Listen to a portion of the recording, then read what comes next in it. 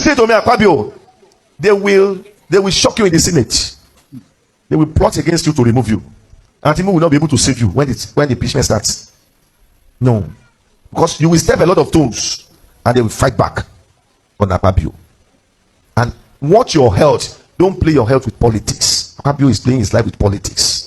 Àràgbá yamuyamu àsọtẹ́lẹ̀ òun la fi kí n wọlé tàbí kí n káàbọ̀ kí ló ń pa mí lẹ́rìn. Ẹ káàbọ̀ sínú ètò lónìí ìpàdé ọlọ́mọlé ọlọ́mọ orílẹ̀-èdè lábala lérèfé ojú fèrèsé náà lábẹ́ ojú ìbò la ìlú sí ṣọ́ọ̀ṣì ní ọ̀dọ̀ Primate Ayọ̀délé níbi tó ti ń ríran lódìlódì. Oh my God, mo sí ẹni ṣùgbọ́n àwọn èèyàn kó ìran ilé jẹ́ o. Wọ́n kó àsọtẹ́lẹ̀ ilé jẹ nítorí pé Akpabio ó jẹ́ ọ̀tá wọn. Àwọn èèyàn kórìíra rẹ̀ làwọn èèyàn bá kó jẹ mú ní ebi bàbá yìí náà ló ríran sí kìíní lọ́jọ́ sí Osimhen agbábọ́ọ̀lù tán ní klọ́ọ̀bù tó fẹ́ lọ yóò mọ̀ sí ni yóò ṣe kinní kan. Osimhen mọ̀ tí ní wọ́n owó burúkú náà wọ́n san fún Osimhen ní ìsìn mo gbọ́ pé 250 million 250,000 per week. Ìran wọn ò ṣe lórí Osimhen o, oríṣiríṣi ìran báàlì. Ṣùgbọ́n ẹjẹ́ àwọn wò bẹ́lẹ̀ ìbá ṣe inú wa ó dùn. Ṣùgbọ́n kí ni wọ́n ṣe àwọn ọmọ Nàìjíríà náà tó bá ti jẹ́ àwọn ìran kan tá a fẹ́ àwọn sọ̀rọ̀ sí wọn. Ṣùgbọ́n tó bá ti jẹ́ ọ̀tá Nàìjíríà náà rírọ̀ sí àmọ́ pariwo. Àwọn èèyàn ń pariwo lórí ẹ̀rọ ayélujára látàárọ̀ ni pé yóò dáa kó ṣe o kò ní ṣàìṣe o torí kó ṣe ní tìlà kó ṣe. Kí ló ń ṣe mí lónìí? Ó dé ẹjẹ́ àpò ń bẹ̀ ẹjẹ́ àdọ́dọ̀ ọ̀bọ̀dà tí mo ń ranjú yìí bó ṣe ranjú mọ́ Kẹ́mi Badenoch náà rèé o lórí ọ̀rọ̀ wípé ó gba admission school kan gbà kan kò gba admission letter school tèmi gan-an rò pé mo mọ ibi tó wà mọ́ admission letter ní kì í ṣe result o ṣùgbọ́n à ń bọ̀ ń bẹ̀ nínú àkójọpọ̀ ìròyìn ẹjẹ́ wa wo ibi tó ti ta sí Wike yẹn àbàtì fúnra rẹ̀ ẹ gbọ́ ṣé yàtọ̀ wà nínú wọn. Ṣùgbọ́n nítorí pé ó jẹ́ Wike ni wọ́n ń ta òun sí tó sì jẹ́ wípé Wike náà ó ti tẹsẹ̀ mọ́lẹ̀ gan-an àwọn èèyàn ń pàtẹ́wọ́ fún wọn ni àwa náà pàtẹ́wọ́ fún wọn ń bí sùnmọ́ tẹ́ ẹ bá dé ibi tán ti sọ̀rọ̀ sí Kẹ́mi Badenoch lórí ọ̀rọ̀ tá à ń sọ náà àkójọpọ̀ ìròyìn ẹ ní pàtẹ́wọ́ fún wọn a ṣe burúkú ṣeré làwọn èèyàn á ṣe kà tán tẹsẹ̀ mọ́rìn ẹjẹ́ àkọ́kọ́ pàtẹ́wọ́ fún wọn ń bí káwárè sápẹ́pẹ́ káyín èkánná káyín fún wọn nínú àkójọpọ̀ ìròyìn ẹ bá ń tẹ̀sí ilé abẹ́rẹ́ ẹjẹ́ àgbóhùn wọn sọ ìyáláyé ọ̀rọ̀ sí Wike ló wá ọ̀rọ̀ òun ló tanná wọ́rọ̀. Very quickly, Nyesom Wike, right? That's his name. Yes. The Minister of Justice. Yeah. That's the Yes. title he currently bears. Now, he is saying that if Mr. Peter Obi comes back to the PDP will be destroyed because Peter Obi doesn't have the character, having condemned PDP as a rotten party, to come back to the PDP. Wike is not in a position to talk about character. Okay? He is not the one to talk about character. In fact, if he talks about character, he should question his own character. I don't know why people have problems with basic intelligence and decorum. He goes on television and he says, Peter Obi doesn't have character. Peter Obi left PDP and went to Labour Party. Now he's in ADC. In fact, it is Wike himself that destroyed the party. And he also says President Jonathan should not come and run on the platform of the PDP because he's a statesman. And all of that. He's not in a position to advise President Jonathan, just as he has made it clear that nobody can advise him. These are some of the issues in the last 24 hours, okay? And who is he to determine the destiny of the People's Democratic Party when he is already in another political party? And I blame the media. The media gives him platform to disparage other political opponents. Yesterday he was talking about Peter Obi, he was talking about President Jonathan, he was talking about Nasir El-Rufai. What gives him that moral high ground to take what and unintelligently? Because the media, what is the media looking for? The media, they are the ones who go to interview him, they are the ones who collect money to put him on the air. If he's talking about the FCT, yes, fine. But if he's disparaging other political opponents, the media has an obligation to give all the other persons that have been disparaged to have a right of reply. So we should not create a situation whereby, for monetary reasons, the Nigerian media is sucking up to a minister of the Federal Republic who, in my view, is overreaching himself. ó dáa náà lẹ́sìn gbọ́ yẹn, inú mi dùn tó jẹ́ pé àbàtì fún jẹ́ gan lórí ọ̀rọ̀ àwọn pàápàá jùlọ àwọn mídíà, ṣùgbọ́n àbàtì ti sọ̀kò sọ́jà ó ti bára lé rẹ̀ o, torí àwọn mídíà tẹ́ bá rí bí Wike sọ̀rọ̀ sí àwọn mídíà inú àkójọpọ̀ ọ̀rọ̀ ènìyàn ti ń bọ̀ ó sọ ségesège ọ̀rọ̀ sí wọn ó wọ́ wọn lẹ̀ ìkan ṣe mistake inú wọn níbi tó ti ń béèrè question, ṣùgbọ́n aṣojú Arise náà wà ń bẹ̀ nígbà tó bá wá ń bú wípé ó pè yín ó sanwó fáwọn mídíà ṣé bí aṣojú rẹ̀ ibi tó ti ń jẹun ẹni tó ní iléeṣẹ́ tí wọ́n ti lọ ń rojọ́ ṣébò náà ó rán èèyàn lọ bẹ̀. ó dá lórí ọ̀rọ̀ ti Kẹ́mi Badenoch ibi tó ti taṣe àgẹ̀rẹ̀ ìyẹn bọ̀dá àbàtì ó sọ̀rọ̀ sí Kẹ́mi Badenoch láì tí ì rí ẹ̀rí wípé kí Kẹ́mi Badenoch mú ẹ̀rí tó ṣẹlẹ̀ jáde ó ti sọ̀rọ̀ dàálẹ̀ nítorí ọ̀rọ̀ Nàìjíríà àti Kẹ́mi ti sọ̀rọ̀ sí tẹ́lẹ̀ ó wá fẹ́ gbẹ̀san ó ranjú báyìí náà ní ṣùgbọ́n èmi náà sọ̀rọ̀ sí. ó dá báyìí já dọ́dọ̀ Yomi Fabiyi l'Àbújá ni o níbi títí ń dá sí ìwọ́de lórí ọ̀rọ̀ Mohbad náà ni o ní kò sí tí ó sòun wọn kúkú ti ní kò sí báńdíìtì l'Àbújá ẹjẹ́ àwọn bó ṣe lọ bí ṣe ń rá bàbá ńlẹ̀ pé báwọn kan mọ̀ bá jáde òun ó dá nìkan jáde òun ó sì ṣẹ̀wọ̀nú òun ó jẹ́ kí ààrẹ Tinubu mọ̀ òun ó jẹ́ kán mọ̀ wípé ọmọ kan kú ògo kan parẹ́ máyé lẹ́kọ̀ọ́ tí wọ́n sì kọ̀ láti wá justice fún.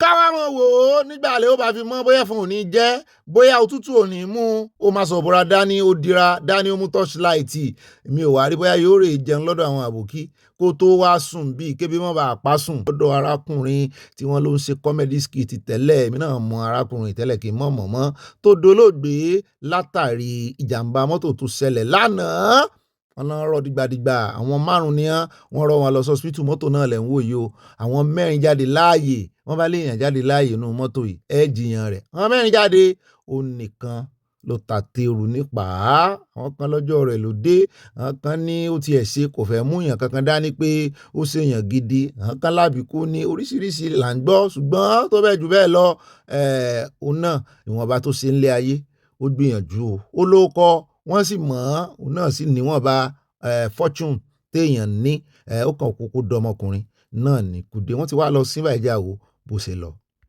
abẹ́rẹ́ owó Yorùbá tó sọ wípé ìjọ téèyàn bá kú léèyàn ń dèrè ẹ wò kò sí àtọ̀ nù gbogbo wa òkú ń sunkún òkun ó akásọ lérí ń sunkún ara wọn kọ́lọ́njọ́ kọ́mọ̀yẹ̀ kí ló ẹ̀ ṣẹlẹ̀ ní àkàtà tiwa àwọn ò ní bá wọn kúkú ọ̀wọ́wọ́ a ní sunkún ìbànújẹ́ ó kéré ó tóbi kò ní yálé wa o a bá wọn kẹ́dùn lé wọn o ṣùgbọ́n wọn ò ní bá wa kẹ́dùn nílé wa o sami ni.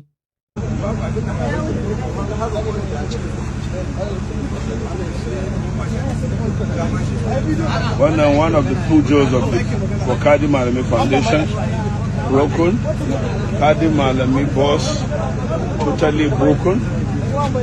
Our chairman of the party, ADC, his car completely battered. Mọ́tò ìkànnù mọ́tò former AGF lẹ́ ń wò yìí Malami níbi tí wọ́n ní àwọn tọ́ọ̀gì wọn ni ó ń dàbí ẹni wípé season tọ́ọ̀gì rẹ̀ ńlẹ̀ Haúsá o abálájọ tán náà grant wọn ní amnesty àwọn náà lé ìkànnù àwọn ẹgbẹ́ ADC pa ní ìsepápá wọn lé wọn pa mo sọ slang ni o ní Kaduna yẹn Rufai wọn ní AGF ló tún kàbáyé wọn lòun sì ní chairman wọn ní state ẹ̀ Bídínkẹ́bí ló lọ torí ìbọn kẹ́dùn bẹ́ẹ̀ o wọn ní àfi gbàásùs àtòkúta àwọn kò tiẹ̀ mọ́ tí ń bọ́ọ̀lù mọ́tò òun ọlọ́run ṣàyọ̀ nǹkan kan ò sẹ̀mí rẹ̀ ẹ jẹ́ àkó bẹ́ẹ̀ akànnì àfitóyin létí ni ẹ jẹ́ ara yín létí ọ̀rọ̀ tí ààrẹ Tinubu sọ nígbà tí wọ́n wọlé kẹ́ ẹ lè mọ̀ wípé gbogbo òníra tempastry wọ́n ti promise yín tẹ́lẹ̀ o ẹ mọ̀ fọ́. Nigeria voted for me for reforms, and from day one of my inauguration, I started the reform. Day one. To me, if you didn't mention me in the Guinness Book of Records,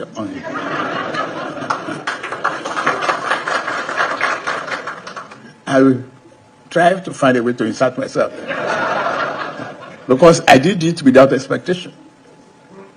My inaugural speech didn't disclose what I would do that day.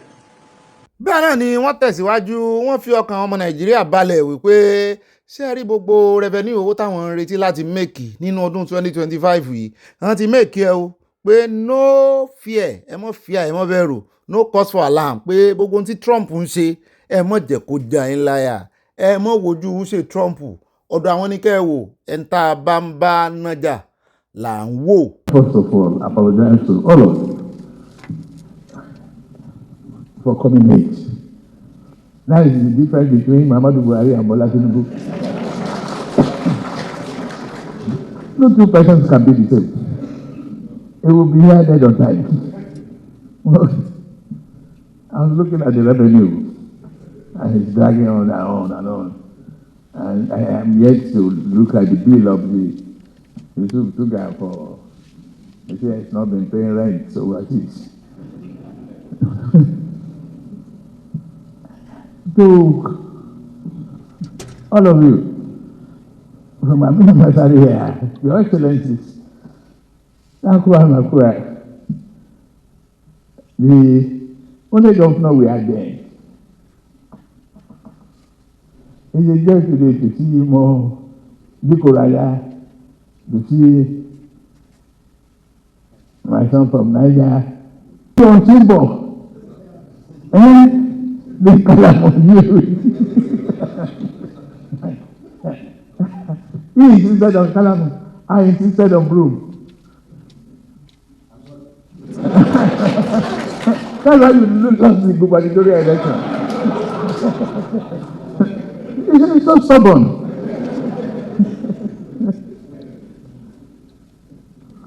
To all of you, I just say thank you. We are safe together for what we believe a progressive government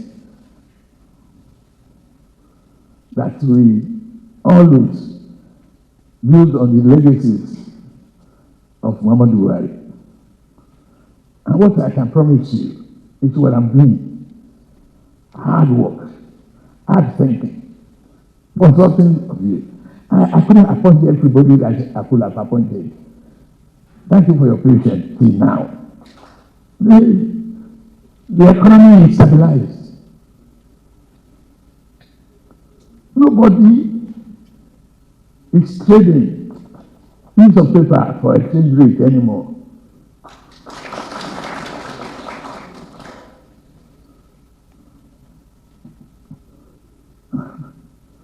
When I took over, 1.9, it's 1.35, 1.45 now. It's been stabilizing there. People can predict. You don't have to know a Cardozo before you get your foreign exchange, you get your imports. What we need now is building the ship, the vessels for export and import of our goods and create jobs for the people. Ẹjẹ sáré jálù ẹjọ́ ṣé 1,900 ní bàbá exchange rate ni àbọ̀n náà sọ́ọ̀dì ṣé iye tí Buhari fi lẹ̀ legacy Buhari. Where are we going? We know the direction that we should go. We are going up. No, those who may not know will not know. Today I'm standing before you, I can brag that Nigeria is not borrowing, it's dying from local banks. The revenue, we have met our target of revenue for the whole year. We met it in August. I will reviewed this morning.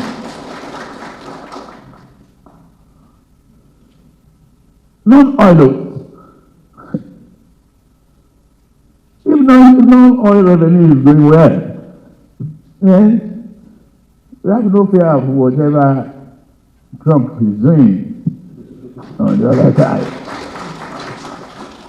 And I've just signed up on a huge mechanization, program that every region we have in mechanized center. Oh no, let's gbọ́ yẹn. That's a very big challenge. The world power ní olódòdẹ president yín tí wọ́n ti challenge yẹn o. Kì í sì sàn nìkan náà foríko nítorí táìmù yìí tán tó lọ dárúkọ Trump sí gbogbo ohun tí ń ṣẹlẹ̀ yìí. Wọ́n challenge Trump ni o. Wọ́n ní kẹ́ ẹ má mind tí ń ṣe. Wọ́n sì ń yọ̀ nínú $600 million tó ń tọwọ́ àwa diaspora wa tó ń bọ̀dì sílé. Tí Trump bá gbé yín lé ibo náà ti fẹ́ run wá. Àìmọye nǹkan ni Trump lè ṣe o. àìmọye nǹkan ni wọ́n ń brag nísìnyí o. Wọ́n ti lọ Brazil, wọ́n ti lọ Japan, wọ́n ń brag. Àìmọye nǹkan àwọn tán lọ sábà gan ń gbọ̀n fún Trump o. Brazil ń gbọ̀n wájú Trump o. India tó ń fọwọ́ lálẹ̀ tẹ́lẹ̀ tó rè ṣe meeting pẹ̀lú China àti Russia, wọ́n ń gbọ̀n nísìnyí o. Wọ́n ti láwọn fẹ́ sọ gbogbo tàrífù di zero. USA ló ti léètì fún wọn. Wọ́n làárẹ̀ yín wọ́n ń challenge Trump yìí o. Ẹ rí àtúbọ̀tán rẹ̀ o, ẹ mọ̀ retí o. Ó náà nìyẹn, wọ́n ní ká ẹ mọ̀ yin àwọn ní gbogbo ibi táwọn mú yín là kọjá, wọ́n ló dàbí gold, ìyẹn wúrà nínú iná ni wọ́n ní náà lérú, wọ́n lẹ́ là kọjá, ẹ kàn sinmi lé Ọlọ́run àwọn.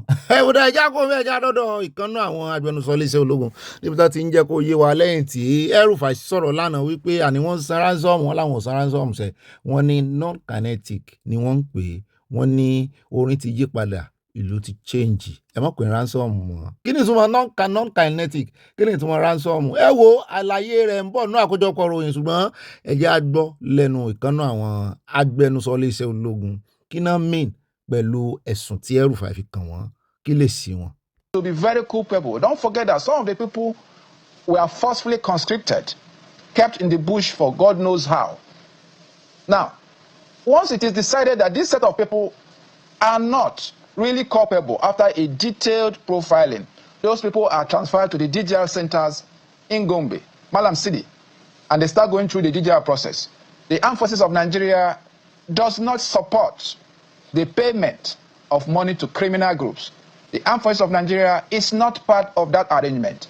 However, the Armed Forces of Nigeria have a DDR program with other stakeholders, Ministry of Justice, Office of National Security Advisor, for criminals that have shown remorse and want to toe the line for peace to surrender their weapons, undergo a thorough profiling to ensure the extent of their culpability, and then they are transferred for the DDR.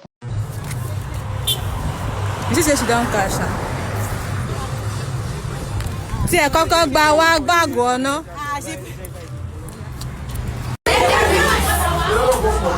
Ẹ̀rín ló fi pàdé wọn, ó rò pọ̀ ń bọ̀ ń sí ẹni, ṣùgbọ́n nígbà tó rí pọ́n serious tí àṣírí rẹ̀ tú, tí ọ̀ka fo ó bú sẹ́kún, ó káwọ́ lérí, ó fẹsẹ̀ janlẹ̀, kì í sẹ́pọ̀ ọmọ kú fún o.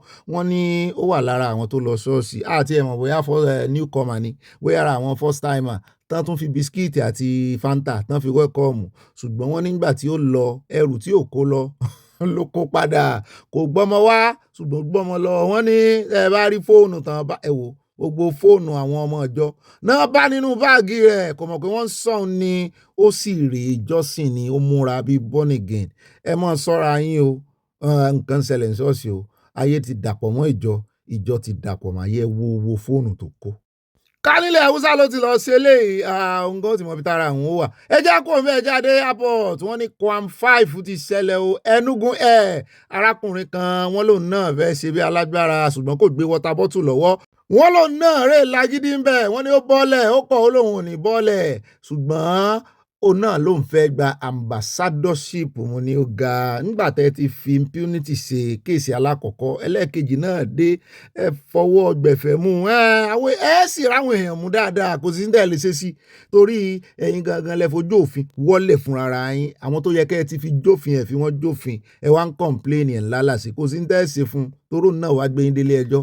Yóò reference kéèsì bọ̀dà wá sí o ní pé ẹ̀rẹ̀ produce bọ̀dà wá sí o ní tó ń bọ̀dà wá sí o tó fi lè gba ambassadorship ẹ̀fọ́ náà tó ń wò àmọ̀rógùn Nàìjíríà ẹ̀ tí mọ̀ nǹkan kan. Ẹ jẹ́ àkó ń bẹ́ẹ̀, ẹ jẹ́ àwa tara ṣàṣàkàdé nínú ìròyìn tí ó mọ̀ tẹ̀lé kó ń bí iṣẹ́ kó ń bí ẹ kó lọ́dọ̀ rẹ̀ àbí káwọn tó ṣẹlẹ̀ díẹ̀ ní ẹ jẹ́ àwò.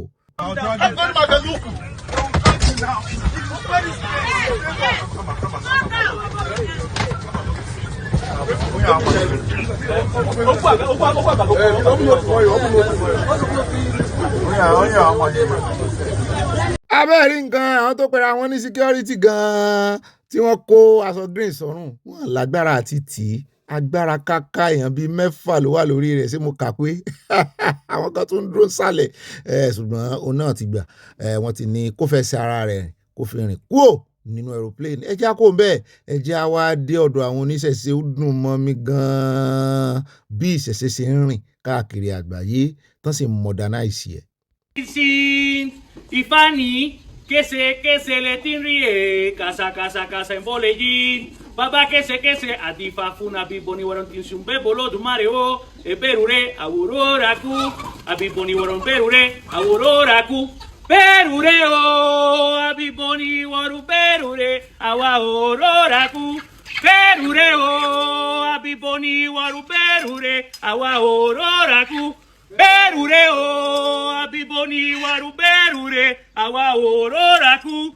Bẹ́ẹ̀ ni o kókú lọ kárùn lọ àwọn òróró kó o kó gbẹ́rù rẹ̀ o ṣùgbọ́n nǹkan kan ni mo ṣàkíyèsí ń bẹ ẹ wo wá agbègbè yìí ẹ wo ṣe neat n ò bú yẹn ó lè já kó bẹ́ẹ̀ já dọ́dọ̀ bọ̀dá òkúnnù níbi tá a ti ń bá wọn yọ àwa nìkan kọ́ là ń bá wọn yọ gbáyé ní ń bá wọn yọ wọn ni ẹ ń bá bá láyọ̀ yọ òun náà wọ́n bò náà yọ o wọ́n ti darapọ̀ mọ́ àwọn fámílì kí wọ́n ní lẹ́yìn ọdún 8 mo ní nǹkan kan lórí ọ̀rọ̀ pé ọkọ wà ní Nàìjíríà ìyàwó wà labroad tàbí kíyàwó wà labroad ọkọ wà ní Nàìjíríà wọ́n wá ń retí ọjọ́ tí wọ́n darapọ̀ kì í mọ̀ ṣe nǹkan kékeré tẹ́ bá mọye ìdílé tí mo fẹ́ travel ti yà tó jẹ́ wípé ẹnìkan níwèé nínú wọn àti gbé èèyàn kejì wá yóò sì nira díẹ̀ sùúrù ni o wọn kì í ṣe automatic o kò sẹ́ni tó léèyàn ní ẹ̀mbáṣí oṣù abáwọn dúpẹ́ abáwọn yọ o nítorí wípé kì í ṣe nǹkan kékeré o oríṣiríṣi ìjà ó ti lọ láàrin wọn ibo ló lọ ò tètè délé ò tètè gbé kọ́ọ̀lù mi ò ṣe kinní kan ò ṣe tọ̀hún bó ti jẹ́ wípé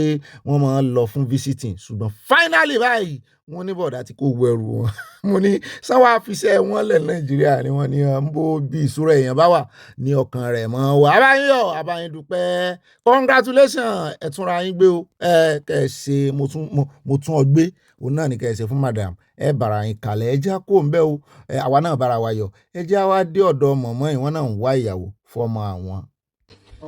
ta ni ẹni tó bá ní interest ó jọ kó fi content sórí kinní irú obìnrin wo ló máa like láti fẹ́. Just woman that likes, to be a good woman, likes to cook. I like to eat. So, yeah, that's it. Height ńkọ́? Height doesn't really matter. Okay. It's not that big of a deal. Okay. Ṣé kó dúdú àbí kó pupa? Doesn't matter. I like girl color anyway. It doesn't matter. So I'm good. Ẹ wo, òun ni mo ti gbé wá fún yín yẹn jọ. Ẹnikẹ́ni tó bá nídìí ọkọ. Age wo ló fẹ́? Age wo ló fẹ́? Age 23 minimum. Okay. Ẹnikẹ́ni tó bá nídìí ọkọ between 23 upwards títí dé age wo? 35. Tó bá ti 35 kò ń ṣe Ọlọ́run ò jẹ́ 35 ti pẹ́ ó ti dàgbà jù. Rárá ó ti dàgbà jù mi ìfẹ́ 35 kíní ni mo fẹ́ mi ìfẹ́ kò fẹ́ 35 ti dàgbà jù ẹ lọ jù. Dasbros látún ló sì náà fún ìyá yìí o wípé so wá pàǹtẹ̀tẹ̀ ọmọ rẹ ni ṣé ọmọ yìí ò lè bóbìnrin sọ̀rọ̀ fúnra rẹ̀ ni sókòbó ni ṣé wọ́n sà ń sọ oríṣiríṣi ọ̀rọ̀ bẹ́ẹ̀ náà ni wọ́n tanu bá yá yìí wípé kí ló dé tó mọ̀ sọ wípé ọmọ 35 years ṣé bóbìnrin lẹ́yìn náà how many old èbó mi náà how many years lẹ́yìn tẹ́ ẹ fi marry pé ṣé ẹ ju ọmọ 35 lọ láwọn tẹ́yìn ń wo ìgàn pé bẹ́ẹ̀ ṣe gbóyè ọmọ yìí mo ní ẹ mọ́ sọ̀rọ̀ sí ìyá oníyà o tó bá lóun fẹ́ ló fẹ́ ó ti ẹ̀dá wọ́n sọ̀rọ̀ síta kì í ṣe lé ìtàn kọ̀ọ̀kan fobìnrin gbá bọ́ọ̀lù ìyá dáadáa ni lọ́dọ̀ tèmi ṣùgbọ́n àwọn obìnrin ni mo fẹ́ kàn fi lè ṣàríkọ̀gbọ́n 35 wo kò sẹ́ni tó fẹ́ wọ̀dọ̀ 35 mọ́ o mo ti ẹ̀gbọ́n tán láwọn obìnrin kan wọ́n ń fi ẹyin wọn wọ́n lè fírísì ẹyin wọn wo kò sẹ́ni tó fẹ́ gbọ́dọ̀ 35 mọ́ tẹ́lẹ̀ làwọn sọ wípé ó kéré jù mọ́ ti ṣe kinní kan pápápá at 20 something náà wọ́n ti ń márì ní ìsìn pàápàá jùlọ ọmọ ìlú òyìnbó mo pàdé ọmọ kan ní bá lọ́jọ́ sí ní béèrè lọ́wọ́ mi wípé how old am I mo ní mo bá ní mo wulẹ̀ béèrè how old am I jẹ́ ń sọ òdì ọmọ mi fún ọ ní bá sọ fún ló bá ní the same old lèmi àti bàbá àwọn ní bó ṣe rí náà nù. ẹ já dọ́dọ̀ arábìnrin ẹ bá rí eruku làlà lọ́jọ́ wedding mo ní kí lélẹ̀ ìwọ Ọlọ́run ṣé ìyàwó láàní kò mọ̀ pọ̀ mọ́ ọkọ òun fa nǹkan kan ni wọ́n ní wọ́n jọ ń fa ni wọ́n lọ́wọ́ wọn wọ́wọ́ ni mo tún àjọjọ́ wedding ọkọ rẹ̀ wá ń fa gbó níwájú kámẹ́rà ó kù díẹ̀ káàtó. ẹ jẹ́ kó ń bẹ́ẹ̀ wọ́n ní kò kàn wá wọ́n ní wọ́n ń fi gbó kàwé ẹ jẹ́ á dé Ògùn state ẹgbẹ́ ìyẹn ará Ògùn state gbà ó lélẹ̀ ìṣẹ̀lẹ̀ ṣé ẹ tún ṣe ìjẹ́búdé míì ní ojúde ọba míì tún wáyé ní àbẹ̀wò lélẹ̀ gómìnà yín là ń wò yìí ṣètòjúde ọba ti tẹ́lẹ̀ náà ni wọ́n lówó ń jóná ajá ń sáré owó ń jóná mo ní ẹ fi wọ́n lẹ̀ ìgbà ara là ń búra immunity ní sọ̀rọ̀ owó ìlú náà ni ẹbẹ́ yìí lẹ́wọ̀n yẹn wọ́n sípò. tẹ́ni káwọn bá yín ṣàṣojú lórí owó yíyún kọ́lá wá sọ ẹjọ́ tó bá jẹ́ ojúde ọba náà ni káyà mẹ́nu kò ń bẹ́ o ṣùgbọ́n mi láìkí bí wọ́n ṣe ń gẹ̀sìn ọba wọlé yìí o n ò mórí tán gbé wọn lé ṣùgbọ́n mo sáré pé wọ́n múùfù wọ́n sì wọ kíjìpá aṣọ ẹ̀tù mo láìkí agbádá wọn. ṣùgbọ́n àfẹlẹ́ ìké sí gómìnà eléyìí ẹjọ́ wọn lẹ́ẹ̀jẹ̀ àwọn kan lówó àwọn wọ́kàsì kan ń pariwo ẹjọ́ ẹ̀san gratuity kẹsàn pẹ́ńsàn. ó dá lórí ọ̀rọ̀ Wike náà ní ká tó wá kásẹ̀ ká tó káde ti abúlé lérèfé ńlẹ̀ ká tó wọnú àkójọpọ̀ ìròyìn. Wike ní iṣẹ́ ti bẹ̀rẹ̀ ní pẹrẹwu tí ó bá fi di inú oṣù kẹfà nínú ọdún tí ń bọ̀ pé àwọn ó deliver 50 units of duplex fún àwọn adájọ́ pàápàá jùlọ ní FCT ní High Court làwọn èèyàn bá tún fi gbé ta wípé ṣé bí nínú constitution ṣé bí ààyè wà nínú bọ́jẹ́ẹ̀tì fún àwọn adájọ́ tó bá wù wọ́n náà lè fowó wọn ṣe kí ló dé tó jẹ́ pé ẹ̀yin politician lẹ ń ṣe nǹkan fẹ́yìn fáwọn adájọ́ kí lẹ fẹ́ gbà ń di ẹ̀ gan ṣùgbọ́n kò yé àwa náà o ẹ ṣàjà gbọ́ June 2026 ló fi ọjọ́ sí déètì tàn múnú ẹ jẹ́ àgbọ̀ bó ṣe lọ. I have been going around, and sometimes when you see where our judges and magistrates sit, it's very, very embarrassing. And then you still consider or you still want them to deliver justice quickly as you want them to do. You need to provide good enabling environments, good offices, good court calls for them to be able to do that. Sometimes you go and you see where our justices are living as tenants. And then sometimes when they are not able to pay on time, that the mercy of the landlord can use their car and block the gate and say, look, they have not paid us. Go away. That can be embarrassing. Even where they are living, you don't even know where criminals are. Sometimes there are kind of criminal matters and they're living with even those criminals around. So how do you want to guarantee their life? And Mr. President has said that has to come to a stop. And let me assure you,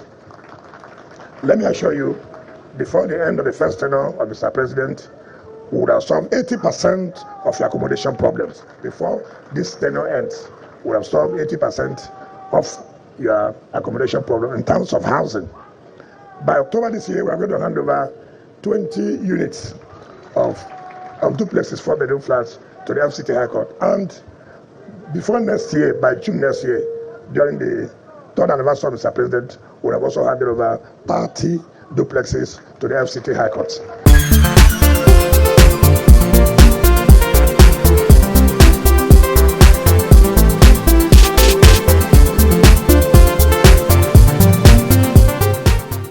ó yá mo rí sisi kan lóde ọmọ sálẹ̀ wá rè mí yeye pẹ́pẹ́rẹ́ bèbè díẹ̀ ló rè mí yeye pẹ́pẹ́rẹ́ ẹ̀yìn jú ẹ̀ ló wù mí yeye pẹ́pẹ́rẹ́ ọmọ sálẹ̀ wá rè mí yeye pẹ́pẹ́rẹ́ ó ní kí n wá sọ̀rẹ́ ń pẹ́pẹ́rẹ́ mo ní èmi náà má sọ̀rẹ́ rẹ pẹ́pẹ́rẹ́ sálẹ̀ wá ní kí n wá mọ́lẹ̀ ń pẹ́pẹ́rẹ́ mo ní nìṣó nílé mo fẹ́ mọ́lẹ̀ ẹ̀ pẹ́pẹ́rẹ́ ìgbà tí mo délé rẹ̀ ó ní kí n wá yàrá ń pẹ́pẹ́rẹ́ mo ní kó jẹ́ ń dúró pálọ̀ ó ní rárá wà yàrá gangan pẹ́tẹ́tẹ́ mo ní ọ̀zàrò mo dá ó ní kí n jòkó lé bẹ́ẹ̀dì o pẹ́pẹ́rẹ́ lèmi náà mo bá jòkó lé bẹ́ẹ̀dì pẹ́pẹ́rẹ́ ọmọ sálẹ̀ wá ó fún mi lẹ́kọ̀ọ́ méjì mo jẹ kan níbẹ̀ o pẹ́pẹ́rẹ́ ọmọ sálẹ̀ wá rè mí yeye pẹ́pẹ́rẹ́ ìgbà tó yá ó ní kí n fẹ́nu kò ń lẹ́nu pẹ́pẹ́rẹ́ èmi gan mo bá fẹ́nu kò lẹ́nu pẹ́pẹ́rẹ́ ìgbà tó yá ó ní kí n wọ́n mọ́ra pẹ́pẹ́rẹ́ kí n tó kátó wí kátó fọ̀ ó ti wọ́ mi mọ́ra pẹ́pẹ́rẹ́ ṣùgbọ́n kátó wí kátó fọ̀ ó ti wọ́ mi mọ́ra pẹ́pẹ́rẹ́ ìgbà tó yá ó ní kí n gbádọ̀dọ̀ sí pẹ́pẹ́rẹ́ lèmi náà bá gbádọ̀dọ̀ sí pẹ́pẹ́rẹ́ ẹgbọ́n kí ni jẹ́ dọ̀dọ̀ mo ti níwà bí ẹ̀yìn èèyàn mi bàbá mi orí ìsòrí ọlá ṣé ẹgbọ́n orin Orlando rí mo ń ṣe rìmíìsì ni o kí ni jẹ́ dọ̀dọ̀ ọmọdé lèmi o wọn ò mọ̀ ju kí n yí táyà lọ ó wá ní kí n gbá dọ̀dọ̀ sí pápá rárá lèmi náà mo bá gbá dọ̀dọ̀ sí pápá rárá ó ṣe mí lálejò ó má kàn yọ̀yọ̀ pápá rárá ó fún mi lẹ́kọ̀ọ́ méjì mo jẹ kan níbẹ̀ o pápá rárá ọmọ sálẹ̀ wá rè mí yeye pápá rárá ìyá rẹ̀ jẹ́rùn níyọ̀ o pápá rárá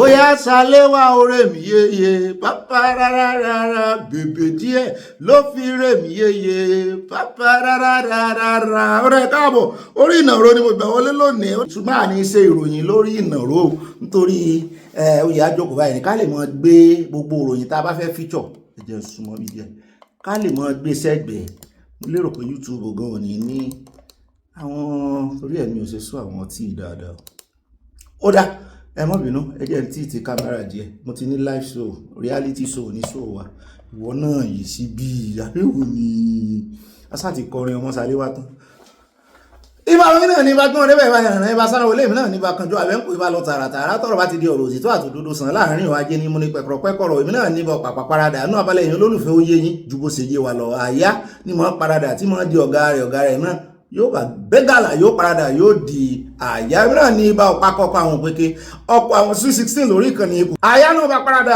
yóò bá di ọ̀gá rẹ̀ èmi náà bá parada wọn bá di àyà àjọ wọn gbà fúnra wọn ni bẹ́ẹ̀ náà ni ẹ lè pè mí ní ibà ọ̀pá kọ́kọ́ àwọn òpèké ọ̀pọ̀ àwọn 16 kò sàrúgbó ń bí o àwọn ọkùnrin jowú mi àwọn obìnrin ṣe kí ni wọ́n fà mọ́ra torí ẹ̀ mo ṣe lọ ilé Ṣaléwá wọn wò lé ẹni tí wọ́n yà sí lọ́la tá lórun kàn Ṣaléwá lórun kàn lónìí èmi náà ní bá rìn gìnìgìnì gbogbo nǹkan ẹ bá gbọ́ lórí ìkànnì àfihàn ara wa ń gìnìgìnì àfihàn gbéra wa débẹ̀ torí ẹ̀ náà ṣe pè mí ní ibà tínkù mi àtínkù you photo me I photo you pour me I pour you àmì kámẹ́rà kẹ́mi náà yẹ ọ̀n kámẹ́rà bẹ́ẹ̀ náà ni ẹlẹ́pẹ̀ mi ní ibà lọ tààràtàrà tọrọ bá ti di ọ̀rọ̀ òtítọ́ àti òdodo torí sàn láàrin ajé ni mo ní pẹkọrọ èmi náà ní ibà múlòdùn ibà fayọ̀kọ́ọ̀tì ẹ̀ ibà kọ̀ǹfàmù ẹ̀kọ́ tó sẹ́ǹdí ẹ̀ bó o bá kọ̀ǹfàmù ẹ̀ lálákọ̀ọ́kọ́ ààyè wá ààyè gbà ọ́ láti rí kọ̀ǹfàmù ìtumọ̀ ẹ̀ náà ni pé o lè kọ̀ǹfàmù lẹ́lẹ́mejì o lè kọ̀ǹfàmù lẹ́lẹ́kẹta ń ló fa ìròyìn tá a mú wá fún yín lánàá ìròyìn bàbá ńlá tá a wá rí kọ̀ǹfàmù fún yín bẹ́ẹ̀ náà ni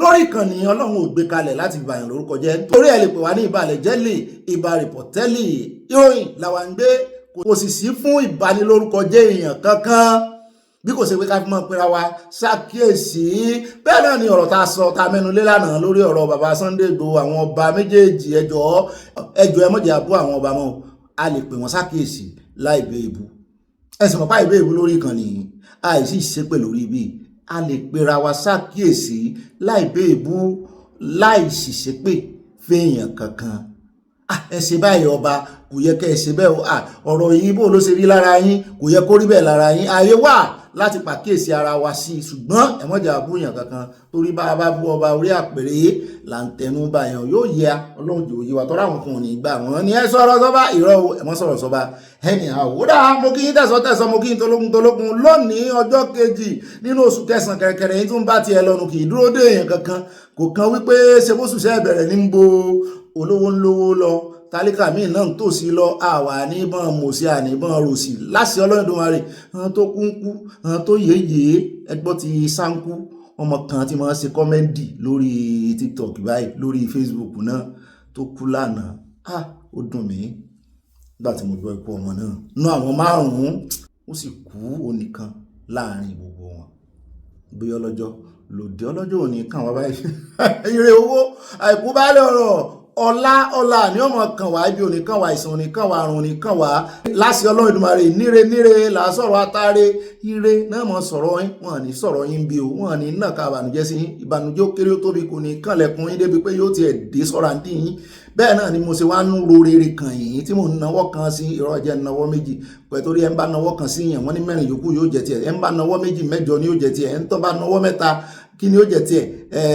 16 kan iye ọwọ́ tó bá náà sí rere iye ọwọ́ tó bá náà sí yàn bóyá ní rere tàbí níbi ni ó jẹ tiẹ̀ mo wá nawọ́ rẹ sí ẹyẹ na méjì lónìí torí èyí ni tú kí mẹ́jọ mọ̀ báyìí náà níre tá à ń sọ̀rọ̀ àtàrí bí òní kankan nù wá ìdílé aláyọ̀ ni Ọlọ́run dálẹ̀ ló gbé kalẹ̀ kò ní di ìdílé ìbànújẹ́ láti ọlọ́wọ́ gbogbo fọ́tò wa tá a sì mọ́ yà fi pàkà fọ́tò ayọ̀ ni o ó ní tí ń ṣe nínú ẹ̀mí ẹni mo tún ti dé ó dá alákọ̀ọ́kọ́ náà àkórí ìròyìn tó ní gbogbo eléyìí tẹ́ bá pàdé náà abala lérèfé ó ti di àfìsẹ́yìn tẹ́gùn fi sọ alákọ̀ọ́kọ́ ọ̀dọ̀ Ọ̀gbẹ́ni El-Rufai la tún padà sí o àwọn èèyàn ti wá ń fún jẹ wọ́n ti ń kó fún kóbà gbàásgbòs lọ́tún lọ́sì wọ́n ní gbogbo ẹnu tó wá ń lé lórí ẹ̀rọ ayélujára lánàá sọ̀rọ̀ pé àwọn Nàìjíríà gbàgbé ni wọ́n ní wọ̀ gangan náà ló yẹ kán mọ̀ pé ní religious bigot wípé ó bàjẹ́ ó balùmọ̀ tó bá ti di ọ̀rọ̀ ẹ̀sìn pé ìwọ ìgangan bí tá a ti ń sọ ní abániṣiṣẹ́pọ̀ rẹ̀ tán jọ ṣiṣẹ́pọ̀ yìí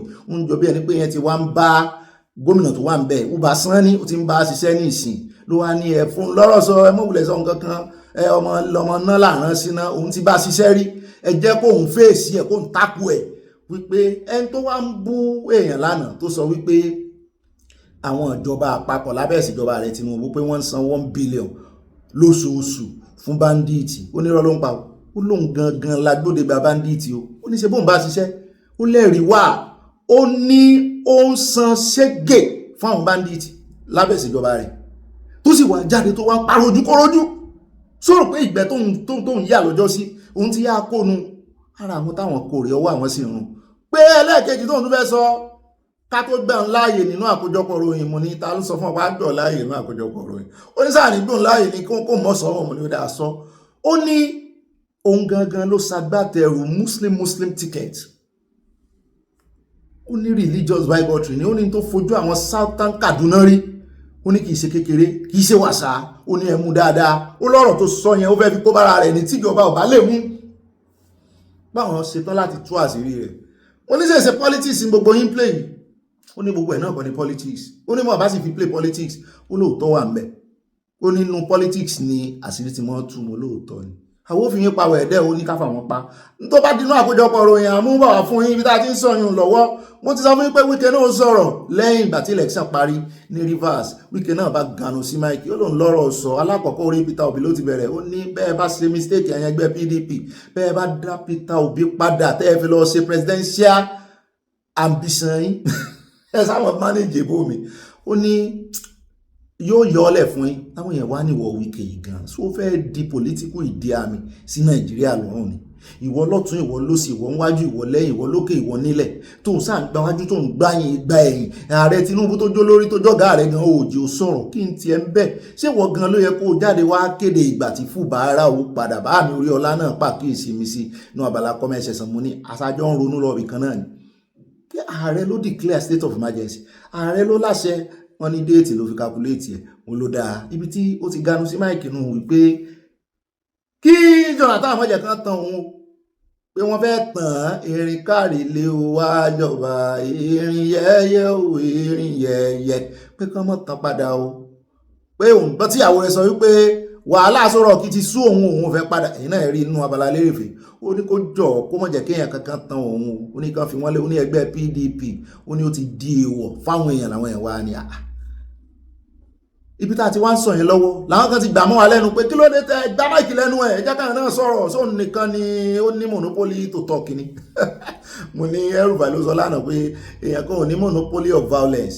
ó ń kíyà fún ìjọba nù bíbẹ́ ẹ bá gbé wá ń gbóná àwọn gbé wá ń gbóná ibi tá a ti wá ń sọ̀rọ̀ náà méjì bá ń du máìkì mọ́ra wọn lọ mo ní ta ni wọ́ ó lóun náà fẹ́ sọ̀rọ̀ ó ní El-Rufai mo sì fẹ́ sọ̀rọ̀ lórí ọ̀rọ̀ El-Rufai mo ní èrò tí pọ̀ tó fẹ́ dá padà fẹ́ El-Rufai ó lẹ́fọ̀ ẹ̀fọ́ náà sórí ìlà mo ní ó dáa kí ni wọ́n fẹ́ sọ ó ní El-Rufai gangan ó ní ó wà lára àwọn tí wọ́n bẹ̀rẹ̀ tọ́gì mo ní Sanni ti sọ lánàá ó ní ẹjẹ́ kó náà sọ ọmọ ẹjẹ́ dénú àkójọpọ̀ ròyìn á fún ọlọ́rọ̀ sọ ó ló ti tó só sì yẹ báwọn á fún 1 minute ó lóun gbà bẹ́ẹ̀ òun ṣàtúnṣọ tẹnu ibi tá a ti ń sọ yóò lọ́wọ́ ibẹ̀ làwọn tó wá fẹ́ dá padà fún Wike láti wá ń dá padà fún Wike pé àmì Wike Wike tẹ́ ń wò yìí tí irú Wike bá remain nínú politics Nigeria pé politics Nigeria máa become something else ní ẹni sùúrù náà àkójọpọ̀ ròyìn á kó gbogbo yín pọ̀ kàtígórì kan láti gbogbo yín sí ṣe bọ́rọ̀ òṣèlú ẹfẹ́ sọ ẹfẹ́ talura yín á ṣàgbòtọ́ ọ̀rọ̀ náà ọ̀rọ̀ yín à ń bọ̀ ń bẹ́ẹ̀ lónìí náà ni kò ní dọ́là bá a bá ti wá kú òun bẹ́ẹ̀ tàn á lọ tààràtààrà sí ọ̀dọ̀ àwọn ọ̀jọ̀gbọ́n kan tó mọ yóò gbénú kára wọn mọ̀ pé láìpẹ́ ìnáṣẹ́ fi owó kún pásítọ̀tì làwọn ọmọ Nàìjíríà sáà ń pariwo pé kí ló dé owó ìtì pọ̀ jù ẹ fẹ́ mọ̀ ní àwọn ọmọ Nàìjíríà lára ni ẹ fowó pélé àtẹ́tún fowó kún 100% lẹ fi kún wípé the only thing tó lè mú yín fowó kún passport náà ni pé tí value ẹ̀ bá ti tó bá ti gbéra. Mo ní value passport tún mọ́ gbéra ṣé passport ní value ni ṣé bí ìwé ìrìnnà ni wọ́n ní sọ fẹ́ mọ̀ ṣe bí ẹni pé ọmọ tún mọ passport n tó léwọ́ dé ibi tó wà ní Europe tó wà kì í ṣe ara pé òwe ní passport wọn ni kì í ṣe torí passport ni àbí torí owó nìkan ló ṣe lọ ibi tó lọ. Mo ní òótọ́ ni ara passport náà wà ń bẹ̀ olúwẹ̀ lè mọ rìn falafala.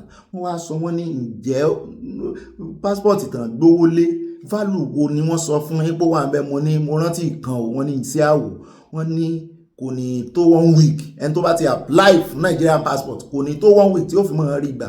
Ó ní sẹ́yìn wá jẹ́ value pé ó mọ̀ tó mọ value ni ibi tó ti mú passport ìdé tẹ́lẹ̀ ń tán fojú rẹ̀ rí ń bẹ̀ sàn fojú rẹ̀ rí mọ́ tán máa ṣàyìnsẹ́gbẹ́ kan sàn ṣàyìnsẹ́gbẹ́ kan mọ́ àbó òmò tí USA ń fojú àwọn Nàìjíríà rí ní ìsìn tán fojú wọn gbolẹ̀ mo náà ọmọ Nàìjíríà àtijọba wọn mo náà gangan náà tí ìmọ̀bi tí ọ̀rọ̀ kù sí mo náà gangan náà tí ìmọ̀ tí ń sin án torí USA ti jẹ́ kán mọ̀ wípé àwọn ò fẹ́ ẹ mọ̀ kí wọ́n ṣe change kíní wọn ni ẹ mọ̀ kí wọ́n ṣe change ambassador wọn ni tó wá sí Nàìjíríà tí bẹ̀tẹ̀lẹ̀ ti lọ.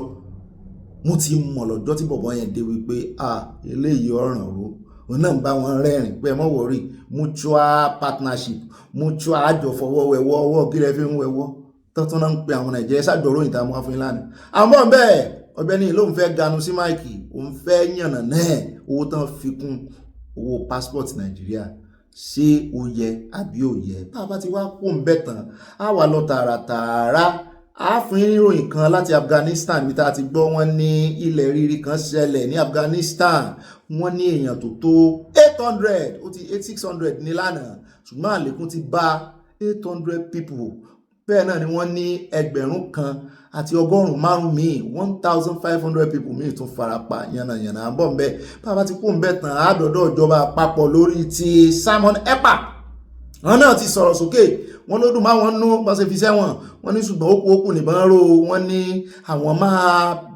rawọ́ ẹ̀bẹ̀ sí ìjọba Finland pé kán fi ránṣẹ́ sáwọn tó bá ti ṣẹ̀wọ̀n tán lọ́hùn pé ṣe bí wọ́n sá ti gbà wípé terrorism ti ń ṣe Nàìjíríà ló ti ṣe wọ́n ti gbà bẹ́ẹ̀ wọ́n sì ń fi ìyà rẹ̀ jẹ pé àwọn náà ní ìyà tán fẹ́ fi jẹ́ pé kán repatriate ẹ̀ àbí kán dispatriate ẹ̀ wá fún ní bẹ́ẹ̀ náà ni Minister for Information náà ganu sí Mike lórí ọ̀rọ̀ yìí à ń bọ̀ ń bẹ́ á fún ilẹ̀kùnrẹ́rẹ́ rẹ̀ lónìí náà ni kò ní dọ̀la torí akẹ́kọ̀ọ́ ń bẹ akẹ́kọ̀ọ́ ń bẹ dáadáa. bẹ́ẹ̀ náà wọ́n pọ̀ ń bẹ tán á sáré dé Delta níbi tá a ti ń gbọ́ tí ẹni tó jẹ́ DG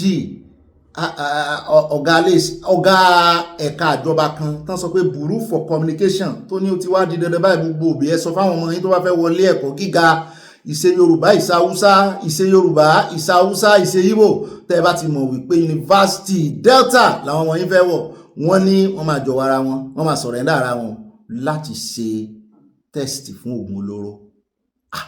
Mo níṣẹ́ ti bẹ̀rẹ̀ náà ni wọ́n náà ti bẹ̀rẹ̀ wọ́n lóògùn olóró ìbá ọjọ́ ọ̀la àwọn ọmọ ìjẹ́ àwọn ti pápápá àwọn ti bẹ́ ṣiṣẹ́ ní Delta. Mo ní àmọ́rọ̀ wọn bọ̀ lónìí náà ní lẹ́kùnrẹ́rẹ́ a fẹ́ sọ torí wàhálà tí oògùn olóró ń dálẹ̀ Nàìjíríà á gba bàbá ìláyè kan sọ̀rọ̀ dáadáa.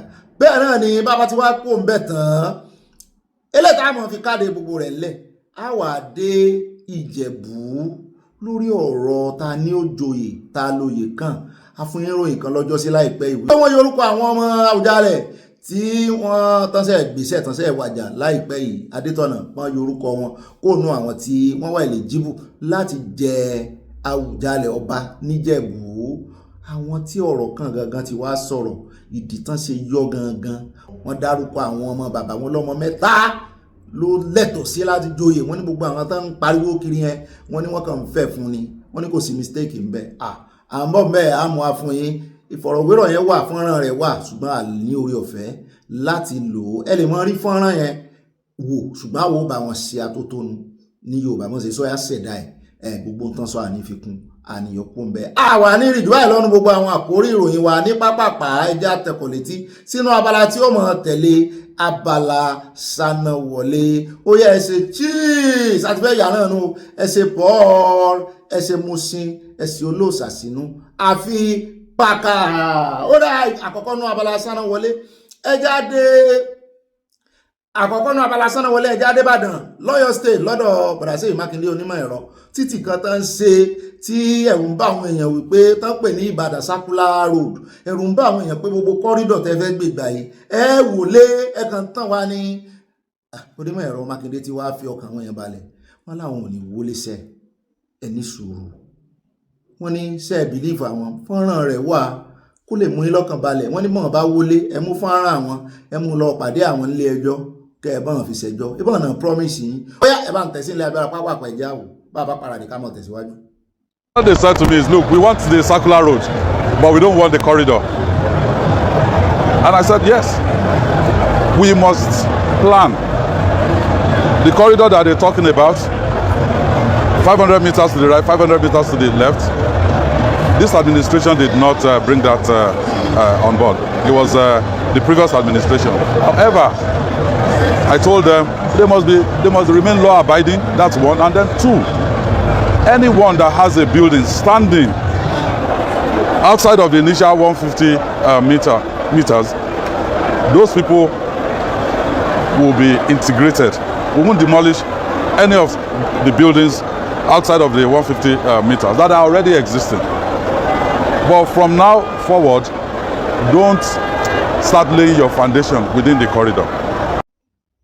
Ó rẹ káàbọ̀ padà òun náà lẹ́sìn gbọ́n yẹn já wá lọ tààràtàrà sọ́dọ̀ ìyáàfin Àbíkẹ́ Dábírí níbi tá a ti rí tó ti ń bọ̀ pẹ̀lú CBN gómìnà tí a sì rí àkọlé gbàgàdàgbàgàdà tó sọ wípé 600 million monthly diaspora remittance proof of reforms federal government ló sọ bẹ́ẹ̀ wípé gbogbo owó tí àwọn rí gbà wọlé lọ́wọ́ àwọn táwọn diaspora àti ní Europe àti ní UK àti ní US àti ní Canada àti ní Libya àti ní Libya náà wà ní diaspora àti ní Saudi àti ní UAE gbogbo bí tá a rí tá a wà àti ní Ghana ń bẹ̀rùn wọ́n ní gbogbo ẹ̀ jẹ́ 600 million wọ́n ní ṣùgbọ́n USA àti mọ̀pọ́n náà léwájú gangan náà léwájú náà jẹ́ kó ìpọ̀ tó ìmúwáwò pé USA tí Trump ti bá yín yọ àkétì owó yìí from next year ẹ̀rìn tí ó ṣẹlẹ̀ ó ti bá yín yọ àkétì bó lẹ́sẹ̀ wá fẹ́ mọ́ ṣe ní ìsìn pàápàá jùlọ pẹ̀lú ìgbésẹ̀ tí wọ́n tún gbé ní ìsìn tán revoke visa àwọn èèyàn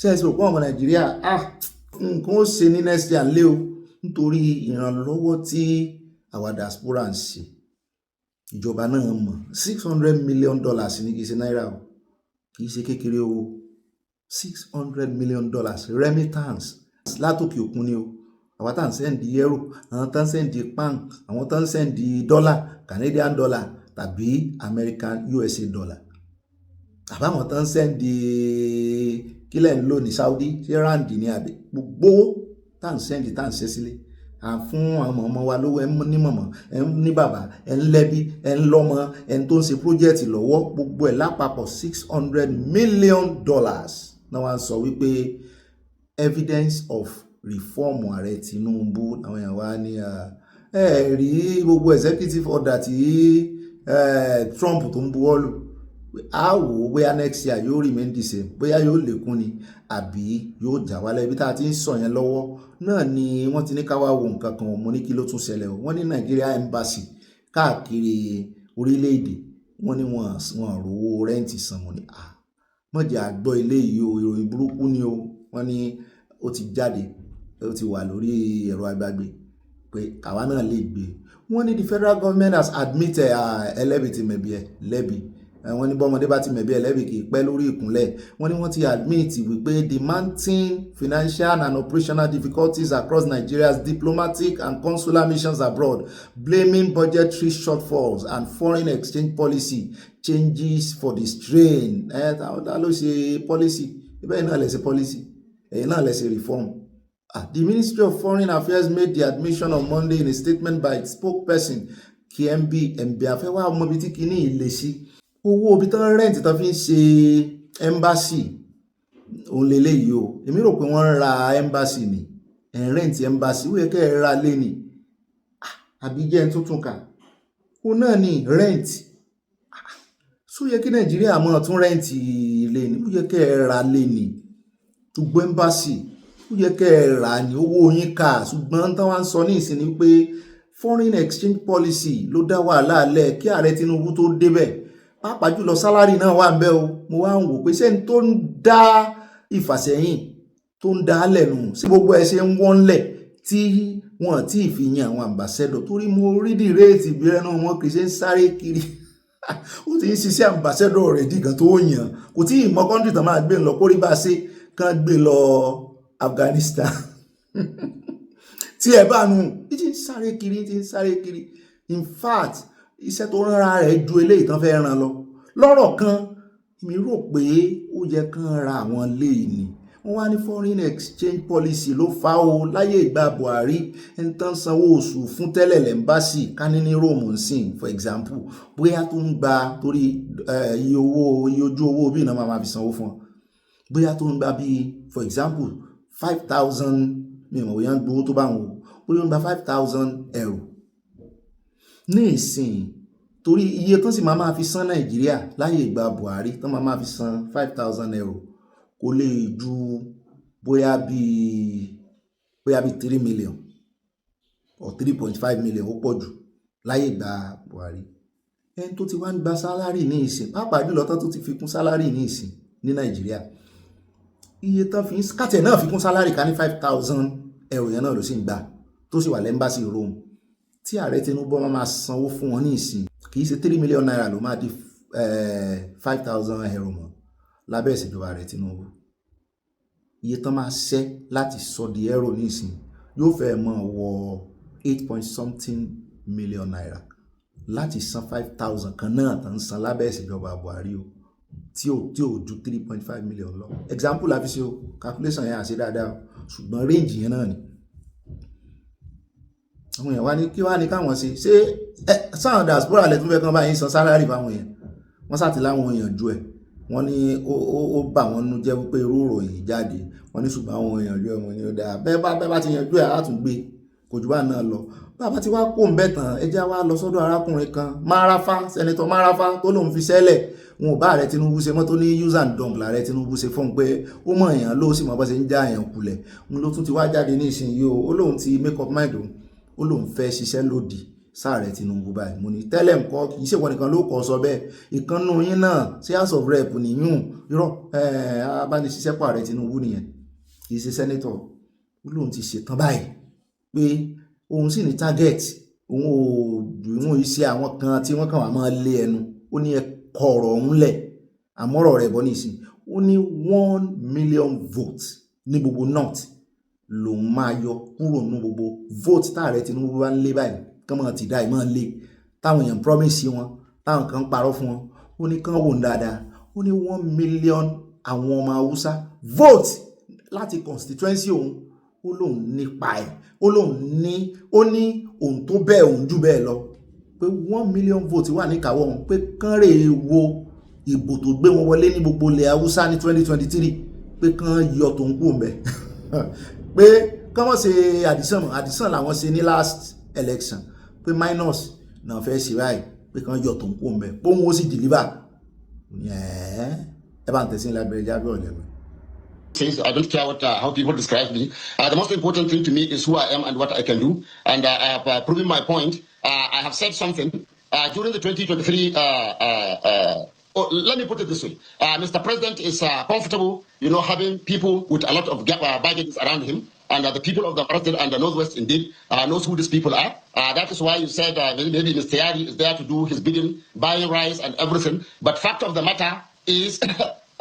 Yari was offended when he came into the Senate and the contestant for the Senate presidency, but he could not do what I have done today because he has a lot of baggages that if he does what I have done today, he will not spend the next 7 days seeing the light of the day. You also know what happened to Mr. Matawalle at the inception of the government. Now the president has to come back, had to come down very, very heavy on the former EFCC chairman to the extent of sacking him, to shield Mr. Matawalle from the baggage he was carrying. Now, whether Mr. President would win or not is a question of sin, but I want to assure you something today.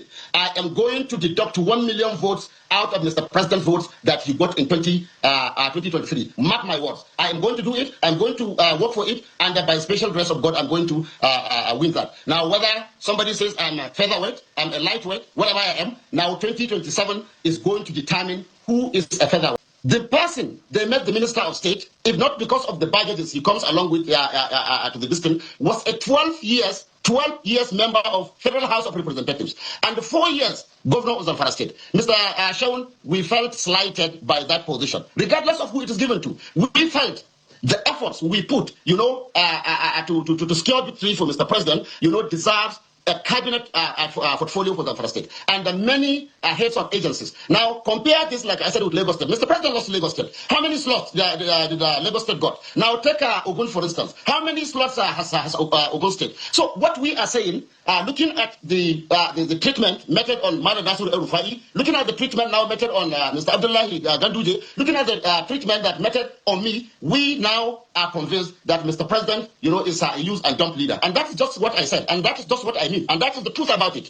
inú mi ti ẹ̀dùn sí àwọn tó dárúkọ El-Rufai, ó dárúkọ Ganduje, ó dárúkọ ara rẹ̀. Wọ́n pọ̀ bẹ́ẹ̀ o, gbogbo àwọn tán bá ààrẹ Tinubu ṣiṣẹ́, àtàwọn tán bá wọn ṣiṣẹ́ láti bẹ̀rẹ̀ pẹ̀pẹ̀, àtàwọn tí wọ́n fi ṣẹlẹ̀, àtàwọn tán lé, kẹ́bà mọ̀ wípé wọ́n ti ń group ara wọn papọ̀. Ẹ̀kọ́ tó fojú mímú hàn kí ààrẹ Tinubu náà káwọn fojú fò wọ́n wípé wọ́n lè ṣe nǹkan kan. Wọ́n ní igi téèyàn bá fojú ré, ìmọ̀ hàn gún yàn lójú o. Àwọn fi wọ́n pa wẹ̀ẹ́dẹ̀ àti wẹ́dẹ́wẹ́dẹ́.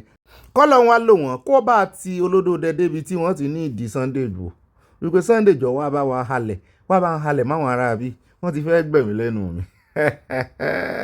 Làwọn náà bá rí negotiate pé ó yá ẹ tú òkú tán fi sí ọ̀run ẹni ẹlẹ́ni ẹ tú kúrò kẹjọ mọ́ lọ lálàáfíà, Olúwa ní fi ṣe. Ó dẹ̀ káàbọ̀ padà jẹ́ wá dọ́dọ̀ arákùnrin kan náà tó sàn ń forí gbá tébù lọ́dọ̀ àwọn oníròyìn tá ń ṣe ìfọ̀rọ̀wérọ̀ fún mú ní kí ní ṣe bọ̀dá àti ẹ̀kọ́kọ́ gbọ́n tí ń sọ nígbà táwọn náà wọnú studio tí láàgbó tó ń sọ wípé òun wà disappointed wípé Fubara ó play sọ́wọ́ Wike pé wọ́n ti sọ́dẹ̀ dún arìnlẹ̀ mo wá ta àyà pẹ́pẹ́ mo ní àyà ta ní sọ̀rọ̀ ìbọ̀dá wòrè bá ń bí ọ̀rẹ́ rẹ̀ oníròyìn torí ọ̀rẹ́ àyà la wá lọ́nú studio náà bá ní ìkan lára àwọn olóṣèlú náà ní ṣé ẹgbẹ́ CPPP náà ló wà àbí CUP mo ní CUPP kí ló wá ń ka lára tó ìsọmọ ìpínlẹ̀ Rivers ní olóhùn òrò bẹ́ẹ̀ sọ̀rọ̀ Fubara ní àbí iye kan rẹ̀ àbí ẹbí rẹ̀ olóhùn òrò bẹ́ẹ̀ kí ló wá dé tó ọ̀rọ̀ ọlọ́rọ̀ èèyàn kan lórí ń fọ́ òun ló ń lo paracetamol ẹ̀já agbọ́n tó fẹ́ sọ tọrọ fi ka lára tó yìí kò sí ẹ̀pá òsì bòró mọ́ Wike àtàwọn APC wọ́n ti win ní gbogbo local government in Rivers. The state have been captured because if you look at even the decision of the president, leading up to this local government election, it is a struggle about how many states can I control. That has been the struggle. You're not just talking about perception, you're talking about reality, what we can see. Section 305 that gives the power of the president to call for state of emergency never gave him any other power to remove the governor and the state house of assembly. And the case is before the Supreme Court. Supreme Court has refused to hear the case, waiting for the 6 months to elapse so that because if they take on the case and they take decision in favor of the people, it will affect the interest of the president. And if they take decision in favor of the president, it will damage our constitution. So they have decided to abstain and then allow this illegality, this unconstitutionality, this authoritarian application of instrument that is not known to democracy to prevail. Because it's clear that the governor enjoys immunity under Section 308. So why are you doing all this? How can an elected president? We are running a federating unit. The federating federation is when you have more than 3 level of government. So you have a situation where the federating unit that has autonomous control, that has its own election, is being undermined by the president who was also elected. So it is clear that it is a state capture, but it is undermining our democratic process. It is insulting to our collective sensibility and our reasoning to see that we sit down and people talk about the state of emergency can be lifted now. Local government election have been conducted. People are. Do you know how bad this decision, this obvious robbery looks like? That the governor lost his local government and the local government election. It's a local government with the governor's council. He has assembly there. He has himself as governor.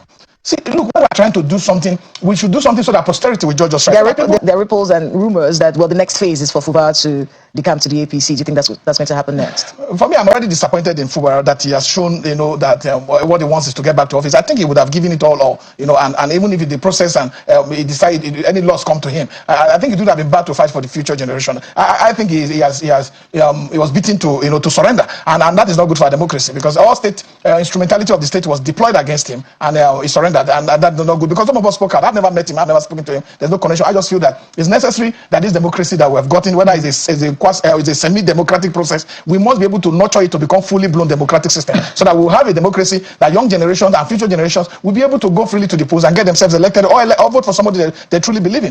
bẹ́ẹ̀ náà ni ẹ̀ka àbọ̀ padà ẹja wa sáré tètè ká dé Anambra. ẹ rántí ọmọ kọ́pà àgùnbánirọ̀ kì í sóhun nìkan wọ́n fẹ́ tó 4 sí 5 ọkùnrin náà wà nù wọn, ṣùgbọ́n ẹyọ kan tán já sí òò ló jẹ́ ká sì rí wọn tó àwọn àgúnlẹ̀ chamber. ẹ rántí kéèsì yẹn wọ́n wá ń pín kiri. bẹ́ẹ̀ náà ni gómìnà wọn Soludo náà ló náà bá fi ń kọrin kiri, ló bá ń pe àwọn elégbè wípé kán mọ́ bó ń gbé, ló bá ń fi halẹ̀ lórí agbègbè wípé ọmọ tí wọ́n já sí òlọ́jọ́ sí àwọn tí yanjú ọ̀rọ̀ yẹn o, pé àwọn sì ti san owó compensation fún owó gbàmọ́bìnú.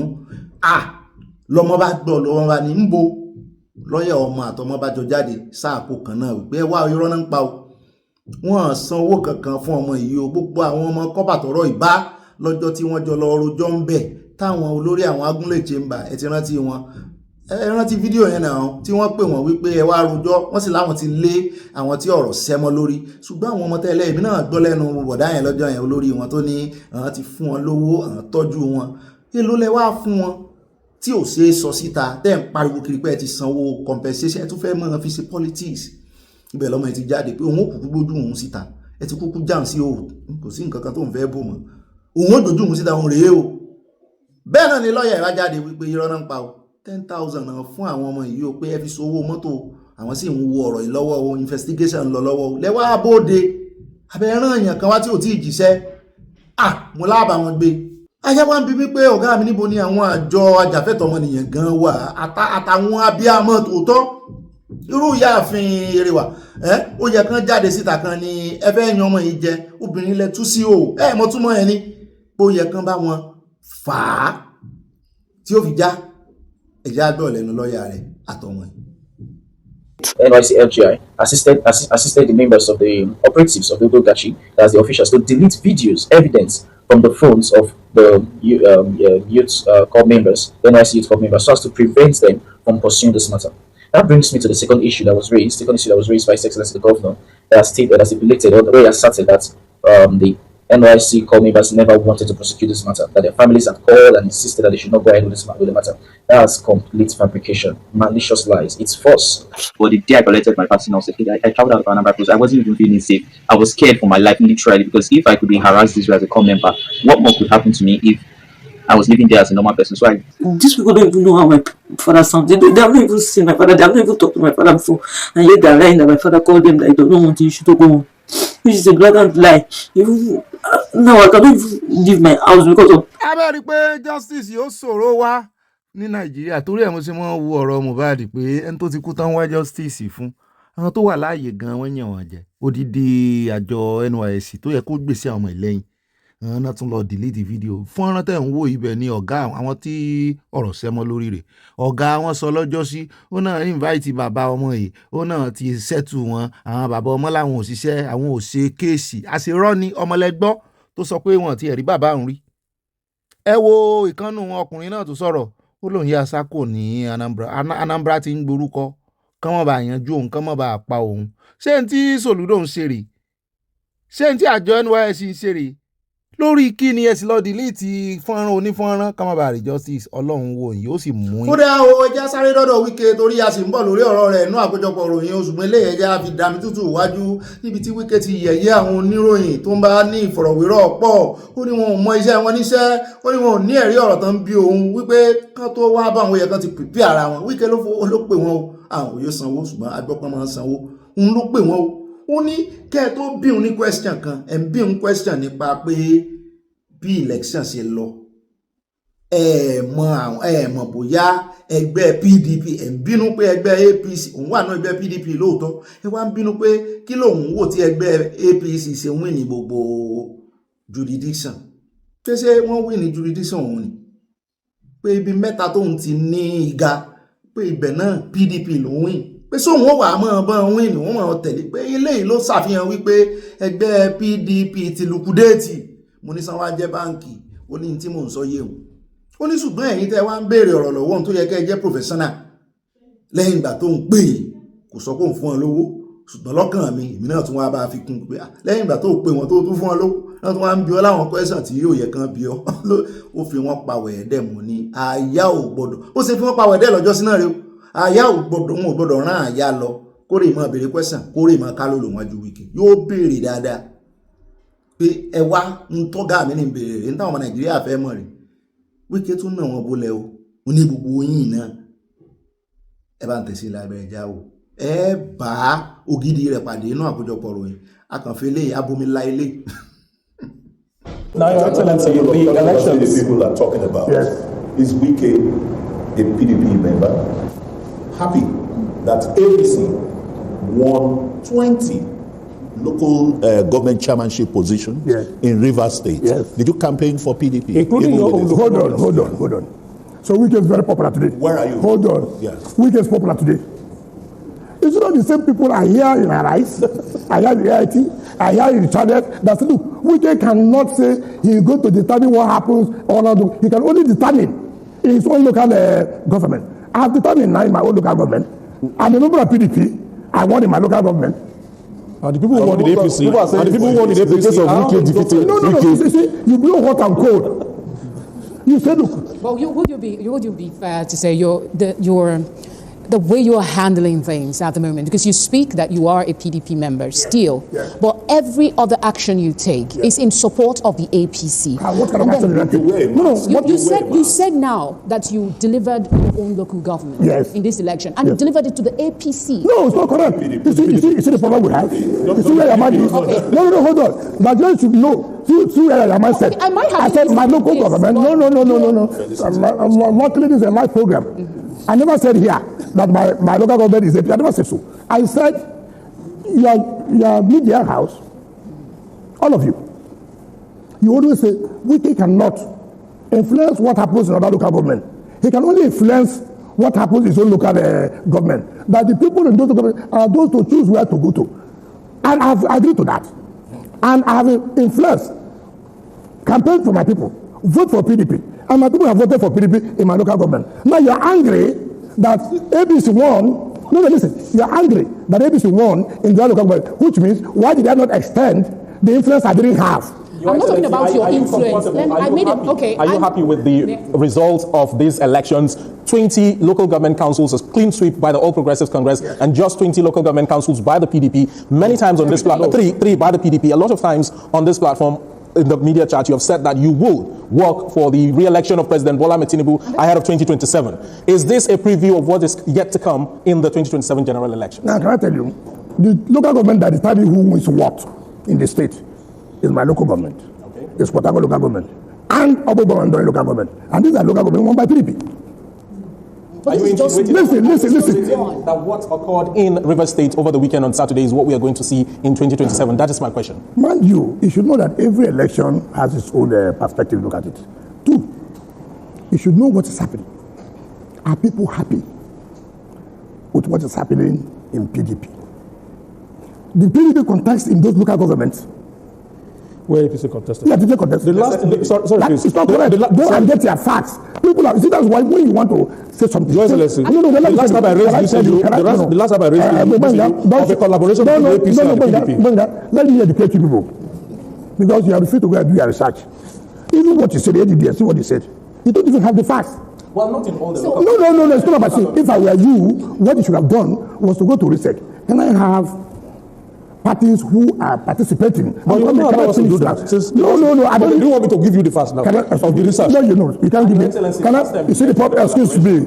Okay. This is for me to educate the public. All right. It's not for you to educate the public. Okay. So don't be taking my time before you go on the advert and this and that. So let me tell the public. I thought that you should have written to research. Can we have parties that are contesting this election? What are their candidates' names in the local, in the various local government? It's not every party that can say we see their candidates in Obiabo or in Port Harcourt or in Ogbeni or in Obama. No. No, so you don't expect to win where you do not fit candidates. ṣé Wike náà ló wá le tó yìí láti kojú láti bá sọ̀rọ̀ láti béèrè ọ̀rọ̀ lọ́wọ́ rẹ̀ tó wá ń da gbogbo yín ríboríbo tẹ́yìn náà lè ṣe assignment yín dáadáa mọyì àwọn political party tó wà lórí ballot paper ẹ sì ń rè bí ní question ṣé ẹ rí àwọn iléèwé ìròyìn náà lẹ́nujọ́ mẹ́ta yìí wọ́n á jókòó fẹ́rẹ̀gẹ̀dẹ̀ wọ́n máa retí kí ìròyìn wá bá wọn gbogbo ibi tó yẹ kán lọ kán kàn sí kán rìn dé kán àti ẹ̀mí rò pé bóyá investigative journalism wà mọ́ Nàìjíríà wọ́n jẹ́ ṣèbó sọ gbogbo ibi tó yẹ kán rìn sí wọ́n á dúró báyìí ni wọ́n á máa retí àwọn ìròyìn tá a máa retí pé kán gbé wọn ní gbé gbogbo tí ń ṣẹlẹ̀ ń baba ńlá ń Kwara ṣé Kwara ìṣe ara ìròyìn wọn gbé rí ó dà pé wọ́n ti categorize àwọn ìròyìn kan gẹ́gẹ́ bí local ìròyìn local lélẹ́yìí tàbí tán bá rí wípé bóyá àwọn local àwa tán ń pè ní local bóyá a ti gbé tó wá rìn jìnnà tí ìròyìn yẹn rìn jìnnà àwọn náà wà gbé kí ló dé kí ni wọ́n ṣe wọ́n ná tó yẹ kán lọ síbẹ̀ tó yẹ kán mójú ajé kò níṣọ̀ tí àwọn ministry government bá wá rìpọ́ọ̀tì fún wọn tàbí tán fún wọn níwèé rẹ̀ tàbí tó jẹ́ páwọn yẹn láwọn fẹ́ wá grant interview ìyẹn nìkan náà máa ń ṣe tán bá ná government bá náà ṣe project tàbí kí àwọn ará ayé wá tà ní wọ́n ń pa àwọn ń bí o tó yẹ kí àwọn oníròyìn mọ̀ọ́mọ̀ lọ without pé government rán wọn ní rí kan lọ tó bá náà ṣe project náà ń jẹ́ kẹ́ẹ̀tì ẹ̀ lọ ọbẹ̀ kẹ́ lọ wò yẹn ṣe project lóòótọ́ ní àwọn ọmọ Nàìjíríà ní ń cast ìròyìn fúnra wọn àwọn náà sọ pé títí eléyìí ò dáa àwọn náà sọ wípé ìjàmbá ṣẹlẹ̀ ń bì kẹ́ tó rí iléèwé ìròyìn Nàìjíríà tán pera wọn ní iléèwé ìròyìn ńlá kan tó gbé sóde àfọ̀ ìdánilẹ́kọ̀ọ́ ńlá tí Wike fún wọn mo fara mọ́ ó sì rìn yàn fín. ó dẹ̀ káàbọ̀ padà ìjà wá sáré dé ọ̀dọ̀ àjọ UN agency níbi tí wọ́n ti fi léde wọ́n ní kí gbogbo ẹ̀yin ọmọ Nàìjíríà mọ̀ pàápàá jùlọ ìjọba Nàìjíríà o wípé gbogbo ọwọ́ tẹ́ fi ń lalẹ̀ fún àwọn Amẹ́ríkà wọ́n ní àwọn kà á ní kọ̀ọ̀kan ìjèèjì ìyẹn 36,000 Nigerians káàkiri àgbáyé l'Amẹ́ríkà ní Europe ní Canada ní wọ́n náà ni wọ́n ń béèrè fàtìpó labroad amidst biting hardship under Tinubu UN agency says wọ́n ní UN tún ń bú gọ́ọ̀mẹ̀ntì olódòdè ẹbẹ́ yìí lẹ ti débi tí ẹbẹ́ yìí lẹ help wọn débi tán dé èyí náà lẹ tún wá ń sọ̀rọ̀ sí yẹn wípé hardship under biting hardship kí tí ẹ sí hardship nìkan biting kéèyàn mọ kí nǹkan mọ géèyàn jẹ biting hardship under Tinubu UN ló sọ bẹ́ẹ̀ o wọ́n náà jẹ́ kẹ́ wọ́n ní àwọn fẹ́ kẹ́ ẹ mọ̀ báyìí o wípé àwọn ọmọ yín tó 36,000 ń bẹ̀bẹ̀ kiri pé àwọn ò padà sí Nàìjíríà mọ́ pé bẹ́ẹ̀ bá sì gbọ́ reason tó ní kálukú múlẹ̀ ẹ sì mọ̀ pé lórí ọ̀rọ̀ àtìpó reason wípé ẹ̀mí òun òde níbi tó ń ti ń bọ̀ náà ni gbogbo reason tó máa múlẹ̀ nìyẹn tán lè fi fún ọ ní ìwé gbogbo reason tó lè múlẹ̀ láyé ó ń láti fìdí ẹ̀ múlẹ̀ wípé ewu ló bá dé fún ọ ní Nàìjíríà tó ti ń ta sáàbọ̀ pé odidi 36,000 náà wọ́n máa ń yìn ó dá akànnì á fi tó ìjọba létí ni àmọ́ òwe àwọn sọ̀rọ̀ sí ọ̀rọ̀ tó wà nílẹ̀ yìí ẹ jẹ́ wá sáré dé Benue pápápá níbi tá a ti gbọ́ wọ́n ní iná tún ti ràn dé Benue o ẹni iná kíni iná gáàsì tí ń jo blue ni o wọ́n ní Benue náà báyìí wọ́n ti wọ́gi lé wọ́n ti gbégi dínà èmi ní primary school èmi ní secondary school tó ń ṣe graduation party tán mọ̀ sọ pé ẹ̀yin òbí ẹ máa mú 100,000 wá ẹ máa mú kíní wá bẹ́ẹ̀ bá sì san wàhálà dé mo ti rí ibi tí school tó ti dúró sí ọrùn àwọn òbí kì í ṣowó iléèwé o kì í ṣe owó ẹ wá tí ẹ wà rí arábìnrin kan náà ló tún wá ké gbàjarè síta wípé wàhálà yín ti pọ̀ jù pé ìyẹn nìkan kọ́ ni kẹ́ ẹ bá wọn bán èmi náà lérò pé yóò dẹ́kọ̀ ó tiẹ̀ káàkiri kí federal government gan bán ẹ̀ ilé ìtàn tó wá ń pariwo lé lórí náà ní ìsìn ni wípé ewu ní kẹ́ ẹ nìkan ọmọ wa máa ra textbook ọdọọdún lẹ fi ń change syllabus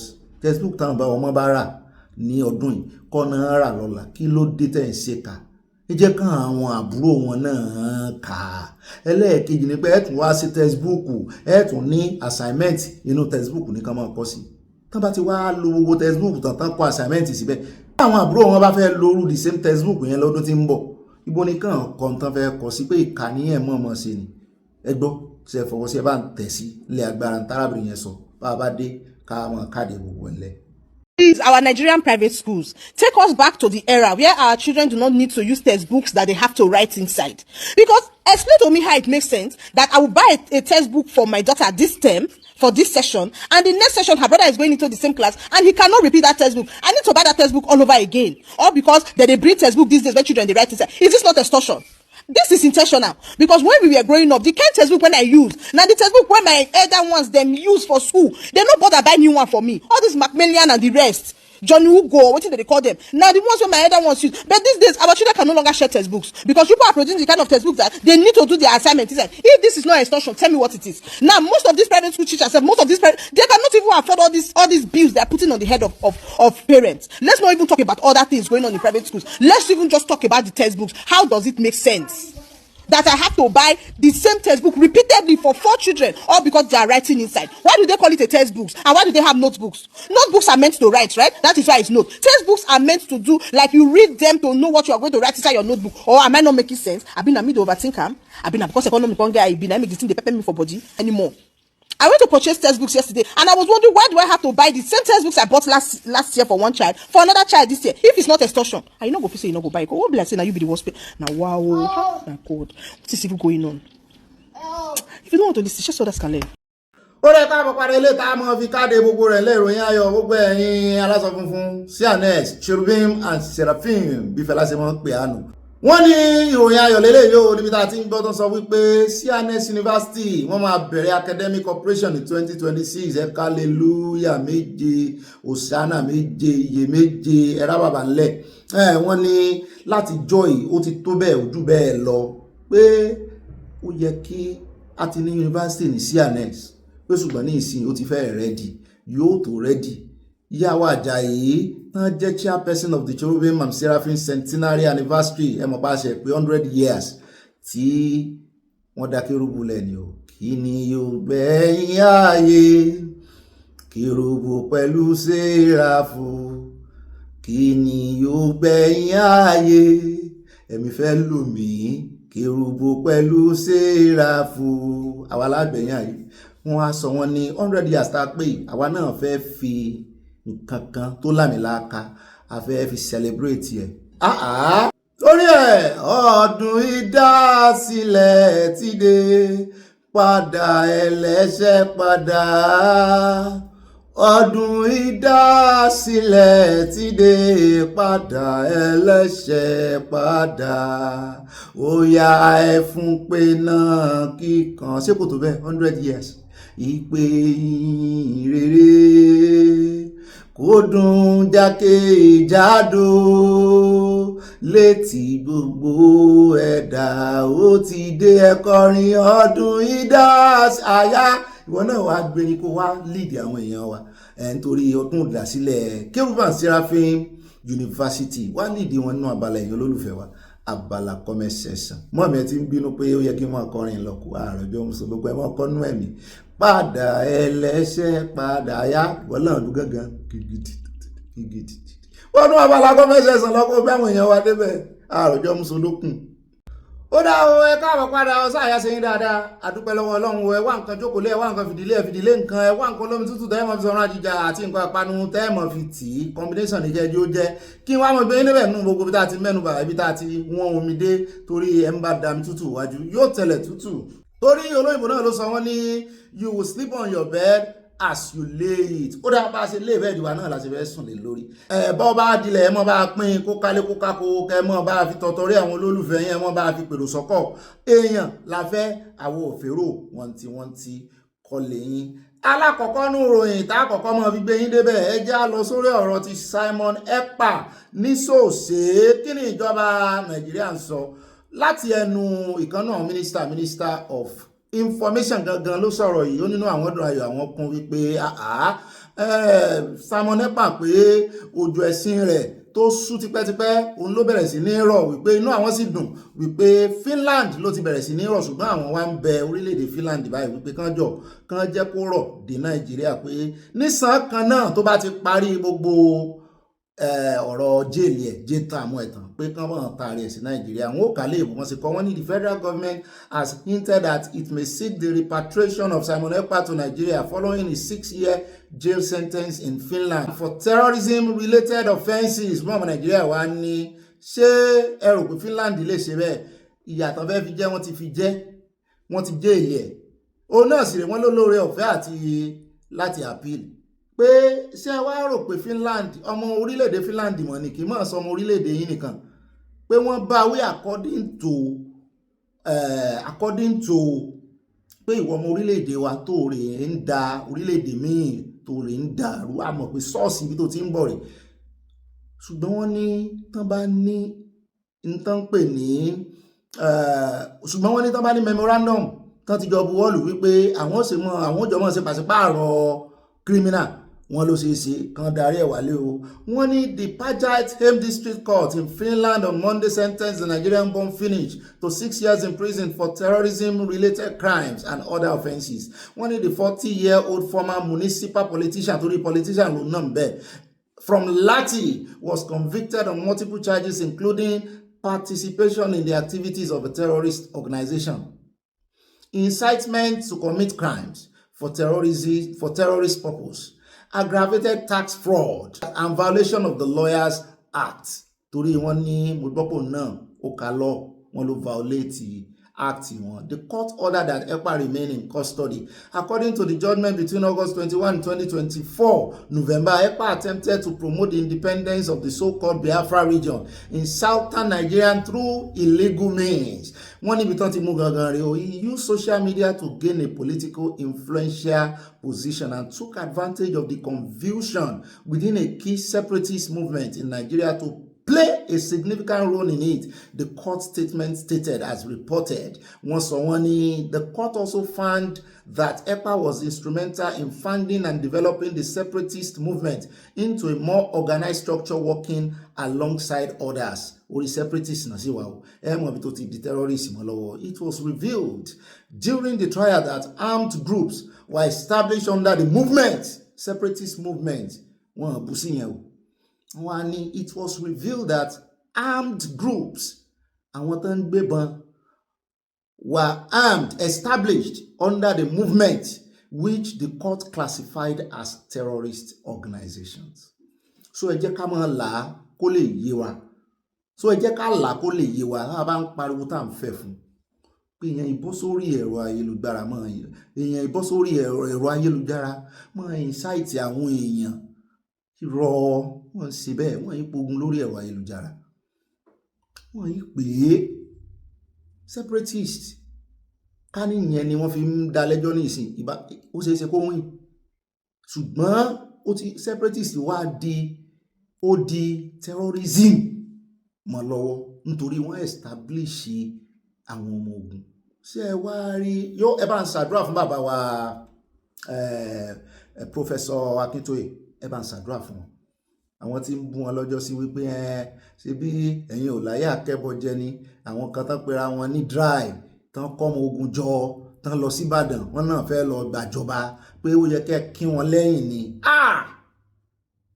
Wọ́n ṣe bẹ́ẹ̀ ibi tán lọ tán ti lọ forúkọ Oòduà Nation lẹ̀ gẹ́gẹ́ bí ní PO ní ọ̀npọ̀ orúkọ Oòduà Nation wọ́n sọ fún wọn ń bẹ̀ wípé terrorist group náà fẹ́ dálẹ̀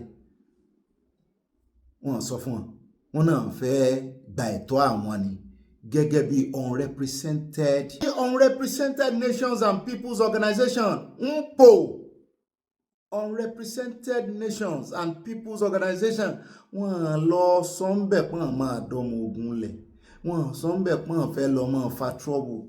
Ṣé rí bàbá ń sunkún àmọ́ ríran èmi máa tẹnu mọ́ wọ́n máa ń wò mí pé kí ni ṣe lé ìṣẹ́rù ní ń bọ̀ ọ̀rọ̀ ẹ̀rù kọ́ péyàn bá ń wá òmìnira ẹ má jẹ́ kán sọ di terrorism mọ́ yín lọ́wọ́ díẹ̀ ló kù wọ́n gbégbèsè yẹn tán fẹ́ ti Yorùbá Nation débẹ̀. Ọlọ́run ló ní wọn proscribe Yorùbá Nation kó tó dìbò di Oòduà Nation. So please ẹ jẹ́ ká ṣọ́ra àwọn tí ń pariwo ìṣẹ́jú wa náà ṣe declaration wá dà ní ìsìn ṣé àwọn nǹkan kan wà tó jẹ́ wípé bá a bá ń ṣe kan bòńkẹ́lẹ́ ló yẹ ká mọ̀ ṣe bòńkẹ́lẹ́ wọ́n ní bọ́wọ́ èèyàn ò bá tí ì tekú dà kò yẹ kó béèrè ikú tó pa bàbá rẹ̀ pàápàá jùlọ gbogbo ń tà ń wá ní ìsìn tó yẹ kó wà lókàn àyà wa tó yẹ kó jẹ́ pòun gan ni ó jẹ́ nọmba 1 nọmba 2 náà dá èyàn ó ṣe nọmba 1 tán kó tó ṣe nọmba 2 kó tó bọ́ sí nọmba 3 torí ẹ̀ ní Yorùbá fi sọ pé ìkọ̀ọ̀kan là ń yọ sẹ̀lẹ̀ kù bẹ́ẹ̀ tí ó léwájú ogun òmìnira fún yín tán bá ń dì í mú lọ́tún lósì tán gbé gàgàdì lọ́rùn sóyí tán fà ní apá bí tán fà lápá bí tán fà lẹ́sẹ̀ méjèèjì tán láwọn òníjó lọ àwọn àmọ́ kọ́nà kan ó dá ẹni tó wáyé ó síwájú ogun mọ̀túnmọ̀ ogun ni tí máa jagun ẹni tán bá ti mú ẹwọ ogun tó wá ẹwọ tó ṣẹlẹ̀ láàrin Dávidi àti Goliath nígbà tán mú Goliath kí ló ṣẹlẹ̀ sáwọn ọmọ ogun tó wà lẹ́yìn wọ́n fọ́nká bí yóò ṣe rọrùn fún Sunday Igboho rọrùn gíní rọrùn ẹyẹ èmi ò ní àní dákẹ́ páwọn gómìnira ṣùgbọ́n n tó yẹ kó múmú lókàn àyà wa ní ìsìn ni wípé gbogbo ọ̀nà ẹ mọ́ bu ọba ẹ mọ́ bọba ẹ mọ́ bùjóyè èébì èébú ó ń gbé ẹ postpone ẹ jẹ́ gbantagba ẹ jẹ́ túbọ̀ dá ilẹ̀ náà pátápátá porogodo ẹ̀yin sáà ń lọ Nàìjíríà bó ṣe wù yín àwa náà ń lọ bó ṣe wù wá ẹ jẹ́ kan túbọ̀ dá ilẹ̀ kan túkù lọ́rùn ẹ̀ òun náà ní láìfù ẹ̀ bárabá tù ú ṣe é sì rí lórí ọ̀rọ̀ security Nàìjíríà ṣe é sì rí lórí ọ̀rọ̀ security ilẹ̀ Yorùbá wọ́n mọ̀ fẹ́ sin mọ́kànnà ni ẹ sáà rántí ọ̀rọ̀ Galadima tó sọ wípé torí Ìlọrin tí OPC ń ṣe ní Kwara náà ṣe gbé Buhari dìde àwọn ò gbé Buhari dìde láti wá tún Nàìjíríà ṣe o àwọn fi jújú bòyìn lójú ni o torí Ìlọrin gangan ni main agenda kí yòókù tó tẹ̀lé èyí ò sì lájẹ̀ndà ní ìsìn àwọn tó wá fẹ́ fàjẹ̀ndà tí wọ́n bà ilẹ̀ Yorùbá jẹ́ ọmọ kan ṣoṣo tí Ọlọ́run sì tún fà sọ pé akíkanjú kan la ní ṣùgbọ́n ẹni tí ò bẹ̀rù wọn yìí tó ẹ porúkọ rẹ̀ lásán lélẹ́yìí tán lọ Nàìjíríà gbogbo bí tán yà sí wọ́n ròyìn bí àwọn arábí ṣe ń fọ́n dàgbé láì tí ẹ sọ pé ẹ kú olú o wọ́n ṣe ń fọ́n dàgbé ẹ jẹ́ àwárọ̀ ọ̀run Sunday Igboho ẹ mọ́lẹ̀ mọ̀rọ̀ sọ ní ìsìn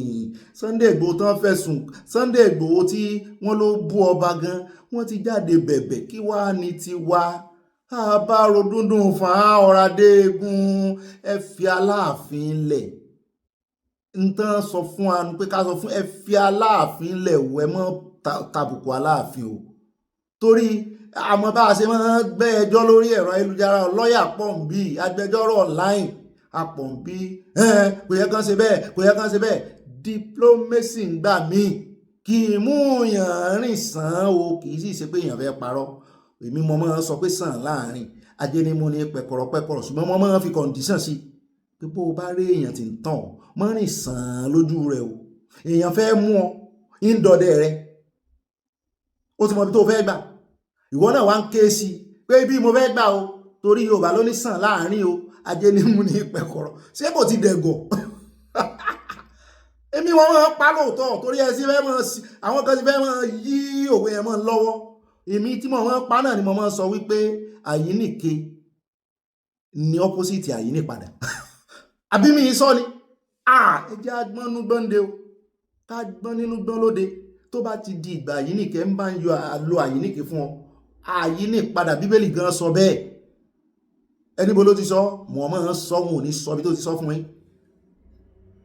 ó ní níwà tútù bí àdàbà ṣùgbọ́n bọ́ bá ń bá ejò ta ó ní àrékèrèké ní ìwà ejò àrékèrèké náà ni kó bá fi lò mọ́ bá níwà tútù o so wọ́n bá ti gbá àyíníke wá àyíníke rèé wọ́n fẹ́ ti Sunday Igboho mọ́ta táìmù tó fi wà ń ta yẹn ẹ jẹ́ kára ìbọn bá dì wọ́n ẹ jẹ́ á wọlé láti Kwara ẹ jẹ́ á gba owó baba ńlá ẹ jẹ́ á gba gbogbo agbègbè ibẹ̀ là fi headquarter wá sí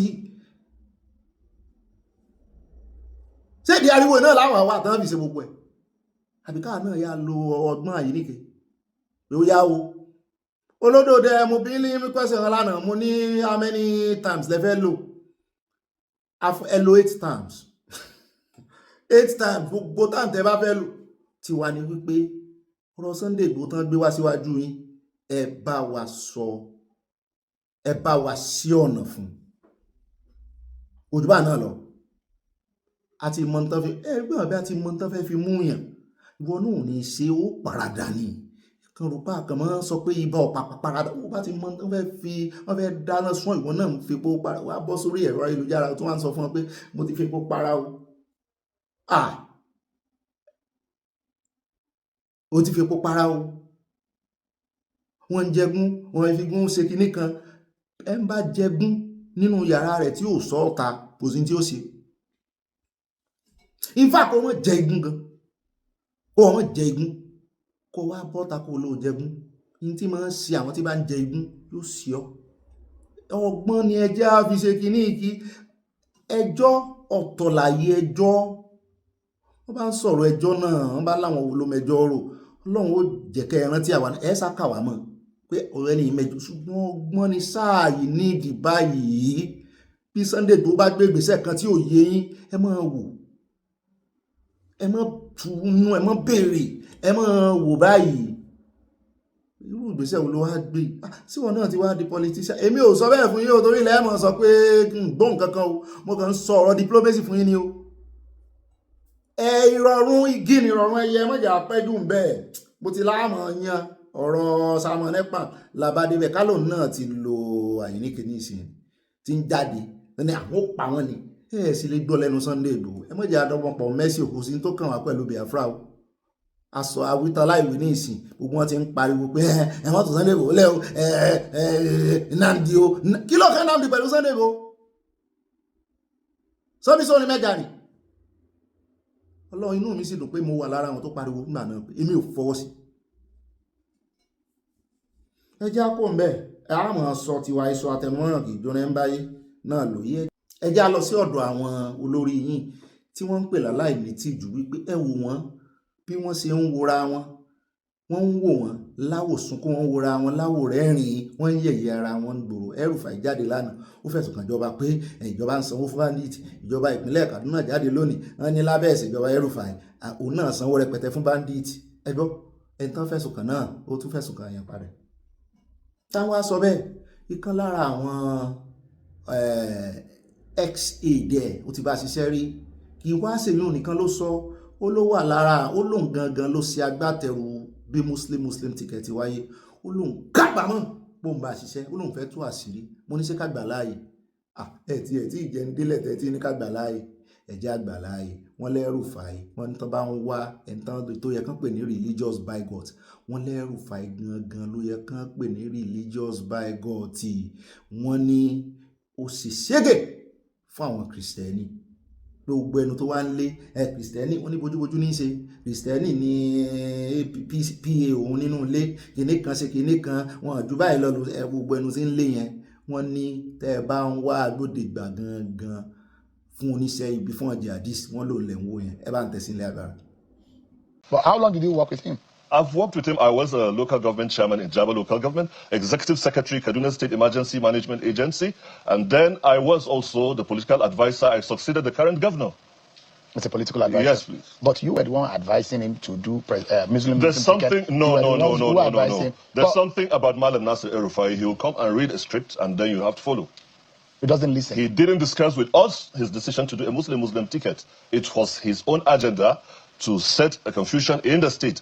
And that is why he made a false and spurious allegation that the Christians in Kaduna State from the southern Kaduna axis are just 25% or less, which is not true. It's a falsehood that he has laundered into the public space. Let's clarify that, yes. Because I asked that question, yes. The 25% he's talking about, we can say... Are Christians in Kaduna up to 50%? Yes, much more than in southern Kaduna. And so there are more Christians in Kaduna than Muslims? Well, if a survey is being conducted, that will reveal, but certainly not what he tried to peddle in the media. So he's saying... Justify his actions, Shehu.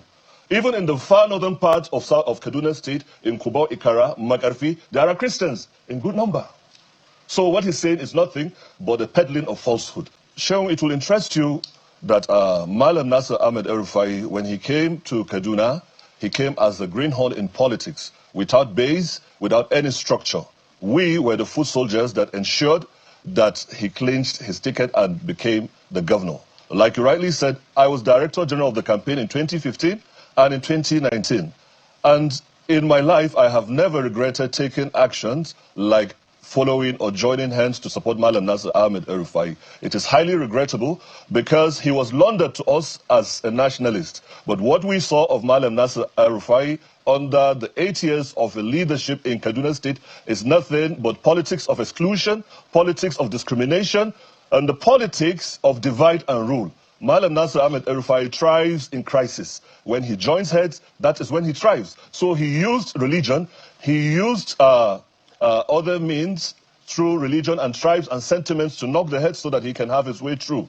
And then talking about... just remember, you didn't realize that he knocks people's heads. If he says benefit, he can come and tell you the benefits. The Bible says you can do nothing against the truth but for the truth. But I'm saying, were you an advisor under him or not? Yes, I succeeded the current governor as political advisor when he went to the Senate. Did you work with El-Rufai or not? I did work with him. Were you being paid to do that job or not?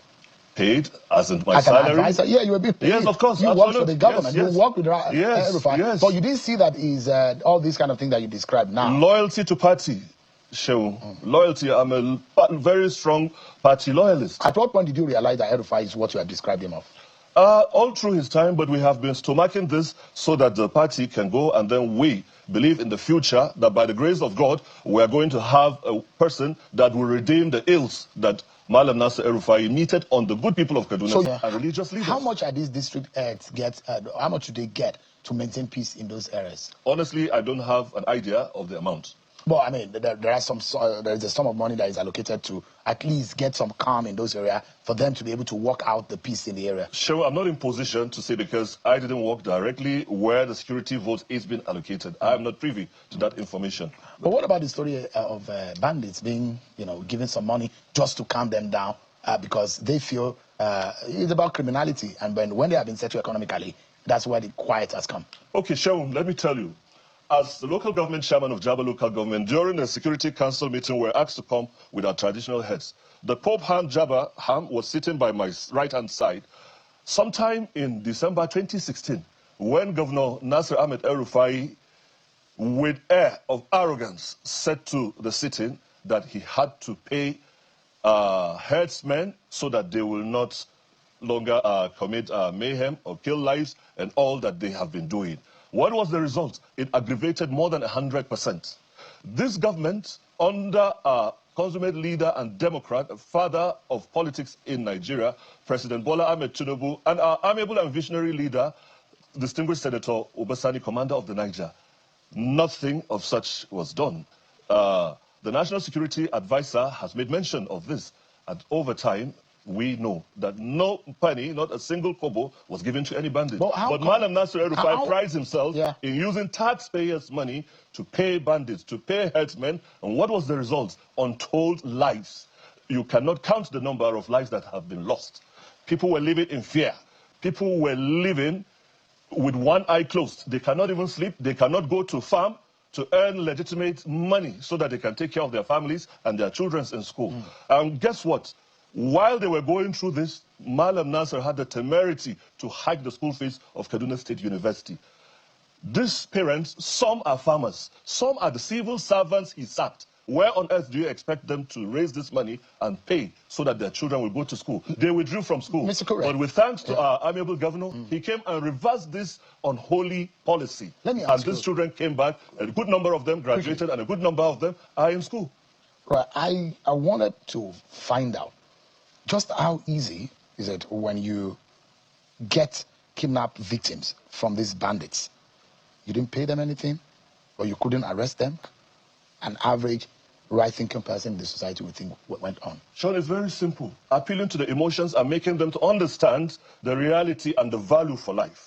And so because these people... So it's about dialogue. It's about dialogue. So the government... Kinetic. Yeah, so the government of Kaduna has been dialoguing with these people. Absolutely. And that's why they've been talking to them. They've been talking to them, our traditional leaders, our religious fathers, and also stakeholders, because they know some of the people that are participating in these heinous crimes. So they brought them and reversed their thinking, And so they saw the need to live in peace so that there can be progress and development. ẹ wo náà lẹ ti gbọ́ lẹ́nu wọn yẹn o ibi tá a ti mọ̀ gbóòtọ́ náà rèé bí gàbá sì ti dé la mọ̀ gbóòtọ́ under non-kinetic ni gbogbo wọn há sí àwọn méjèèjì lọ́dọ̀ tèmi àwọn méjèèjì ló jẹ̀bi ẹ̀ ó sì wà nù ìwé òfin wípé kò sí ransom sísan ẹ̀ ń bá san ransom sísan ó lu òfin ẹ̀ sì lọ́ọ́ wá fi under non-kinetic àṣẹ gbogbo tán fi security vote ṣeré ẹ wá àṣírí tó tú pé lábẹ́ ìṣèjọba El-Rufai pé herdsmen àwọn Fúlàní náà ń kówó ribiribi fún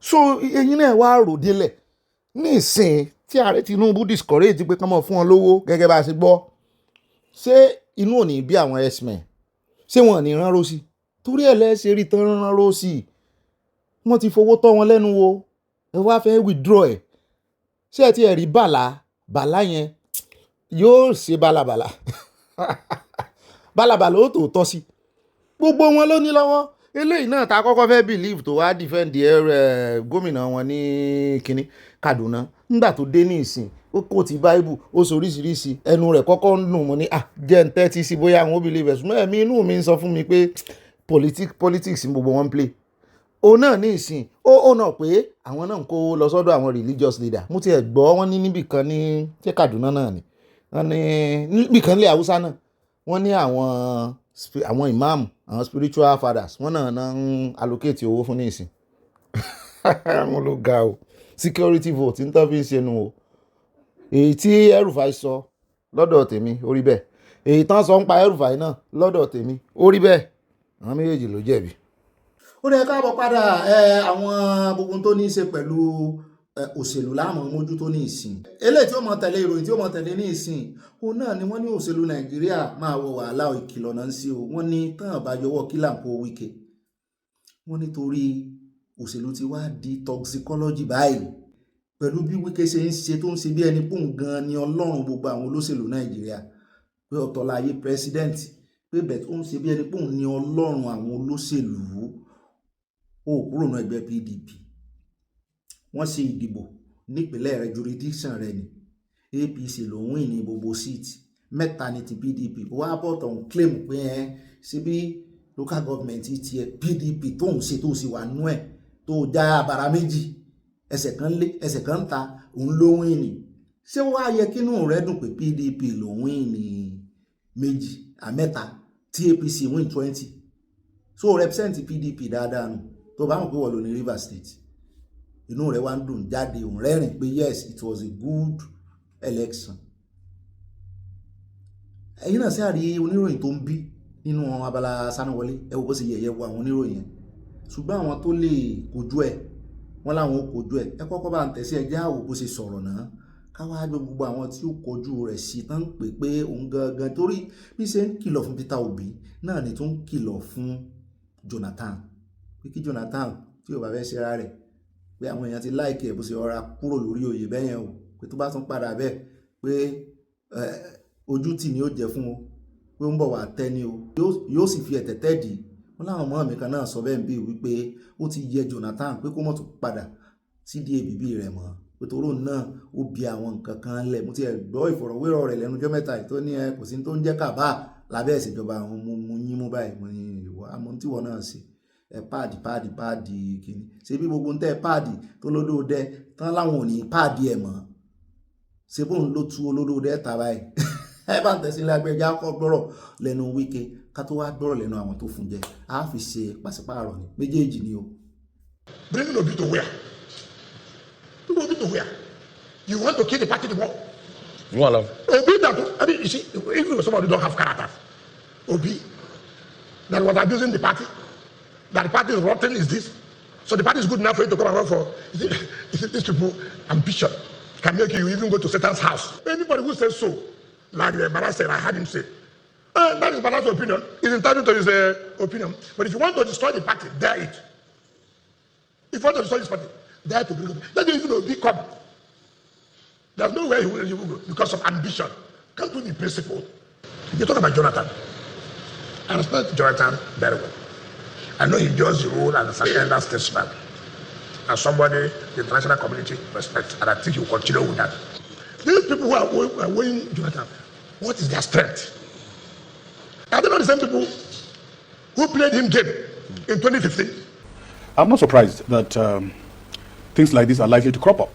But you see, what surprised me most is the hurry in which the government has been able to come up with these elections when the properly elected governor of the state, who has been elected by the people, majority votes of the people, is barely coming in the next 1 week or two, coming back, based on what Wike has stated. With people like Wike, Nigeria's democracy is in danger.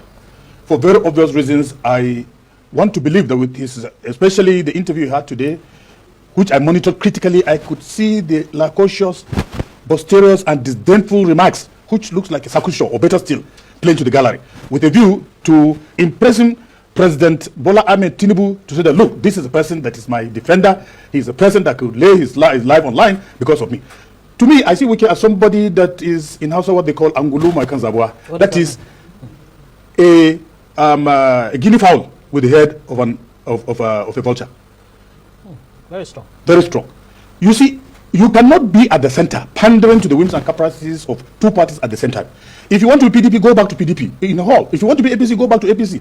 Under this national democracy, we've seen states where 100% elections at the local government were won throughout with all the councillors and everything. But speaking from both sides of them and playing to the gallery, speaking, with half-hearted wisdom, we saw Wike saying that there are some small local governments that he has created for himself and that they won under PDP, and also others where he pushed his loyalists to go to APC in those local governments to contest. So local government as it is today under the democratic structure which has not been conducted is a democracy under which has captured rivers. And therefore, to me, ẹ mọ̀ jẹ́ àgbà time lórí ọ̀rọ̀ Wike àyà ló ń fẹ́ sọ̀rọ̀ òun fẹ́ summarize gbogbo ọ̀rọ̀ ẹ̀ ó ní the first person to break the Guinness Book of Record tó ṣe ẹgbẹ́ òṣèlú méjì papọ̀ at the same time tó sì lẹ́nu ní méjèèjì tó sì ó àwọn méjèèjì tó ransom pé lónìí báyìí àmọye àwọn èèyàn ló fi ẹgbẹ́ APC sílẹ̀ nítorí Wike torí kò jẹ́ kí ààrẹ Tinubu rójú ráàyè tiwọn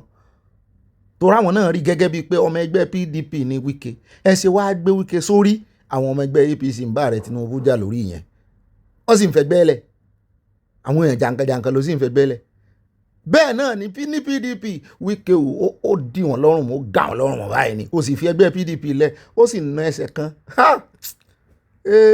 àtúbọ̀tán ọjọ́ tó bá máa bẹ̀rẹ̀ báyìí yóò sojú gbogbo wa torí ojú gbogbo wa náà ló ṣe ń ṣe gbogbo eléyìí tí ń ṣe. ó dá ẹ káàbọ̀ padà ẹjẹ́ àpò mẹ́ o gbogbo ohun tó ní í ṣe pẹ̀lú Wike náà lẹ ti gbọ́n nítorí ọ̀rọ̀ àfẹ́pẹ́ lórí ọ̀rọ̀ wọn.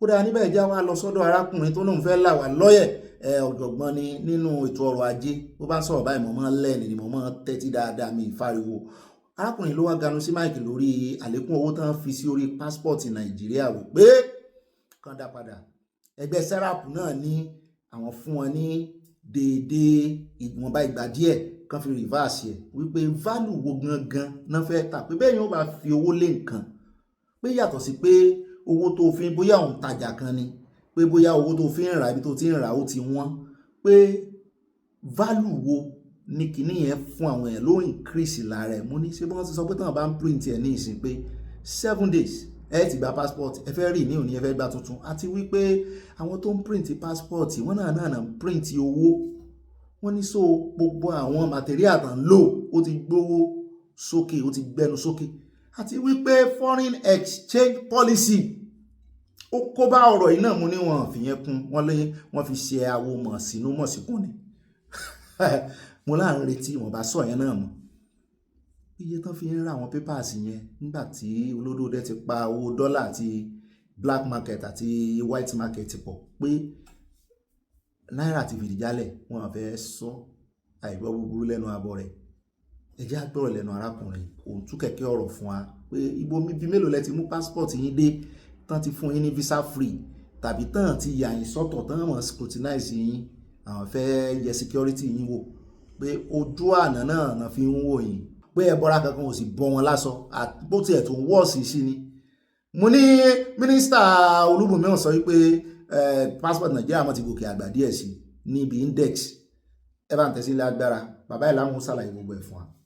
I was in Frankfurt a number of years back with an Indian And at the entry point, the border official, that's the immigration officer, allowed my subordinate, an Indian, to pass and delayed me as a Nigerian not to pass. And I saw the drama, so I was bold enough to ask one of them the question, why am I being delayed? We are traveling. Why is he allowed and I'm not allowed? Is it because he's not black and I'm black? He said, no. So one of them told me that my passport is not the same passport with ease. I said, obviously. He said, it's not because of the country, but the production. Nigerian passport, most of the passports we have here, they are laminates. They are laminates, and from the word laminated. But what is globally accepted? So that you can, anywhere you find yourself. For mine, they said some features were not in the passport. But I got this passport from immigration in Abuja, in Nigeria. Why should some features? They said because of the kind of passport Nigeria uses. So if the Ministry of Interior, which they are saying they are going to do, is going to upgrade this passport into the globally accepted one, then I think it might be good instead of the delays and things, because they don't know. Some of us, you have to prove yourself beyond reasonable doubt at the point of entry. So if that is what they want to do, then I will personally be in for it. But if the price is just a hike without bringing Nigeria to, helping Nigeria to have a solid passport that can compete with the rest, because that's our major travel document, if you ask me, then I can tell you that I may not be for it. But from the document, from the publication and what immigration have said, and Ministry of Interior have said, I think it will be a good one for me. ó náà lẹ ti gbọ́ yẹn o, wọ́n ní wọ́n ti ẹ̀ píríǹtì kankan nínú pásítọ̀tì áfíríkà kankan, orílẹ̀-èdè áfíríkà kankan wọ́n píríǹtì ẹ̀ láfíríkà torá àní tán fi ń píríǹtì ẹ̀, ṣùgbọ́n yóò dáa pẹ̀lú àlàyé tán ṣe wípé tán bá tiẹ̀ lé upgrade ẹ̀ sí bí wọ́n ṣe ń píríǹtì tàwọn yòókù náà. Wọ́n ní lamination là ń gbé kiri ẹ sì mọ nǹkan kan, béèyàn bá laminate result ẹ̀ lásán tó ní láti University Nàìjíríà, bó bá gbé dé bí ó ti useless. Kò embassy gan ò ní gbà, kò tiẹ̀ tó gbé kúrò láfíríkà, embassy gan ò ní gbà kó legalize ẹ̀. Tìfọ́ tó bá ń lọ sí orílẹ̀-èdè tí wọ́n láti kọ́kọ́ ṣe translation legalize ẹ̀, embassy ò ní gbà tó bá ti laminate ẹ̀. So wọ́n ní laminated passport ìwé ìrìnnà là ń gbé kiri. Ó mọ̀ ga o láti jọ yìí. Abájọ a mọ̀ rò pé bóyá torí country náà ṣe ń dá wa dúró, àṣé torí pé kò ní ara tí USA nìkan ṣe náà fẹ́ ṣe yìí o. Wọ́n ní travel document wa ò ní security details. Ó ti yé mi. Ó rẹ̀ káàbọ̀ padà, kámọ́dé náà pẹ́nu àlàyé wọn náà ó kún dáadáa. Ó mú yẹ̀sì wà létí tèmi torí gbogbo téèyàn bá fi àlékún owó sí, ó yẹ kí value ẹ̀ náà kò gbé pẹ̀lú ìṣèmí. Ò tí ì gbọ́ pé Nàìjíríà ní visa free sí kankan nu orílẹ̀-èdè Europe. Kàkà bẹ́ẹ̀ 5 years la tún fún wọn ní Amẹ́ríkà tẹ́lẹ̀, wọ́n tún jára àwọ̀ wọn sí 3 years. La tún gbọ́ wípé wọ́n tún send secret messages sáwọn èèyàn, wọ́n tún revoke visa wọn. Lẹ́yìn tí wọ́n tiẹ̀ tí wọ́n ń sọ báyìí pé kì í ṣe Nàìjíríà nìkan, káàkiri àwa tá a wà ń bí gan, èyí tó bá gba tó ti ní visa USA bóyá 5 years náà fún tẹ́lẹ̀, tó ti wá yẹ kó lọ tí ò lò lọ́dún kan kò lọ USA, ọdún méjì kò lọ USA, wọ́n ní tó bá fi lè gbé ìgbésẹ̀ pò ń fẹ́ travel ní ìsìn tí Trump ti wà ń bẹ̀, wọ́n ní wọ́n ní jẹ́ ó lọ. Ó kàn ra tíkẹ́ẹ̀tì dànù ni. Ẹjẹ́ àkúnbẹ̀já wá sáré dé Delta níbi tá a ti ń gbọ́ tán sọ wípé ó ti wá di dandan fún àwọn akẹ́kọ̀ọ́ tó bá mọ̀ wípé òun fẹ́ wọ iléèwé gíga nípínlẹ̀ Delta, ibi orí tó ti ń bọ̀, ìbá àtìlẹ̀ Yorùbá, ilẹ̀ Haúsá, ilẹ̀ Ìgbò ló ti ń bọ̀ tàbí Delta fúnra ara rẹ̀ lágbègbè àwọn, wọ́n ní ó jọ̀wọ́ ara rẹ̀ o, ó sọ̀rẹ́ńdà ara rẹ̀ pé àwọn lè ṣe tẹ́sítì oògùn olóró fún ọ. Mo ní kò sí ní tó burú ń bẹ̀, wọ́n ní ọjọ́ ọ̀la àwọn ọmọ Nàìjíríà, àwọn youth Nàìjíríà, wọ́n ní ó ti ń mẹ̀hẹ́ látàrí oògùn olóró. Ẹ bá ń tẹ̀sí ilẹ̀ agbára, ẹ̀já gbọ́rọ̀ lẹ́nu bàbá ẹ̀. DG Delta State Bureau for Communication. It's a strategy to make sure that Delta is free of drugs in all ways. This project is dear to the heart of His Excellency the Governor. And we have come to realize that majority of these victims, because the users are called victims, while the peddlers and sellers are the culprits that the NDLA will usually prosecute in courts of competent jurisdictions. The victims, we've discovered that a lot of students are involved in drugs. The first phase of the drug-free data that we did across 38 secondary schools, we discovered that even the JSS1 students, they know virtually all the names of all the drugs, from Canadian Loud to Tramadol to Herion to Oncolos.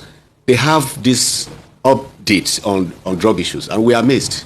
And some of them, looking at them also, you will see that a few of them were sagging. Instead of wearing their school uniform properly, there's a way they put these things up, and we're able to take statistics with the NDLA people. And we came to the conclusion that in order to catch them young, in order for the young ones not to go deeper than where they are right now in the issue of drugs, we need to introduce drug testing, for students who are seeking admissions. That at least this will, make them to behave properly. And we also discovered that part of the problem also is from the parents themselves.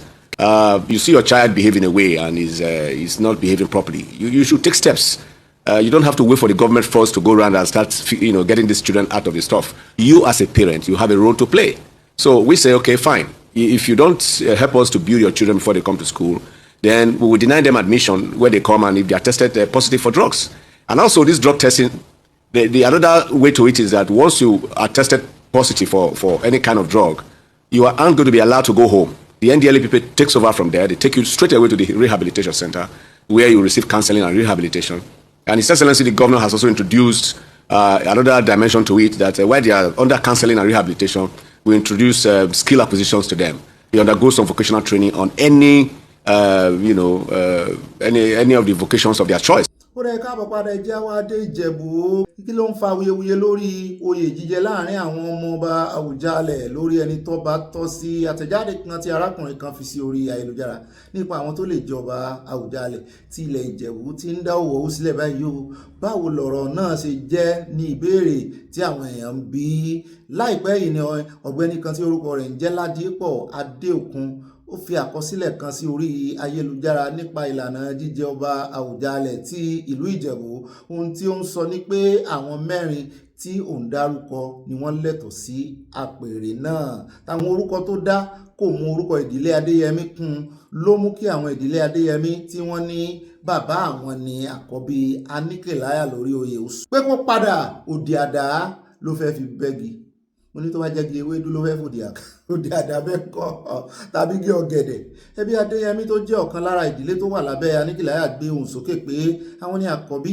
pé kí ló dé tí arákùnrin náà fi yọ orúkọ àwọn lẹ̀ o pé ó mẹ́ẹ̀ àmọ́ ṣá nínú ọ̀rọ̀ tirẹ̀ ọ̀gbẹ́ni Adéòkun ṣàlàyé pé ìwé ìtàn àkọsílẹ̀ kan tí wọ́n pín níbi ètò ìwúyè ọ̀kan lára àwọn ọmọ ìdílé Adéyẹmí kan náà ni òun rí tí òun fi kọ ohun tí òun kọ sí ojú òpó ayélujára o ó ní àwọn ẹbí Adéyẹmí ti ní ọ̀rọ̀ kò rí bẹ́ẹ̀ o kí wọ́n má ṣe da orí ìtàn kodò nítorí ọjọ́ iwájú alàgbà Adéyẹmí Aníkèláyà tó sọ̀rọ̀ lórúkọ ẹbí Adéyẹmí sọ fún àwọn oníròyìn pé ọmọ mẹ́ta ni Aníkèláyà ní lẹ́yìn tí ó gorí àpèrè Àwùjalẹ̀ àwọn mẹ́ta yìí ni wọ́n sì fi ọwọ́ sọ̀yà pé àwọn lẹ́tọ̀ọ́ sí dúdú ọba àwọn náà ni Adéyẹmí Ọ̀gbàgbà àbí Ọ̀gbàgbà àti Adémọ́lú kìí sí Ọ̀gbàgbà lẹ́gbẹ̀ẹ́ wo ó ṣàlàyé síwájú sí wípé lóòótọ́ ọmọ pọ̀ tí Aníkèláyà bí kó tó jọba ṣùgbọ́n gẹ́gẹ́ bí àṣà ọba jíjẹ ní ilẹ̀ Ìjẹ̀bú kò lè jẹ́ kí wọ́n jọba nítorí pé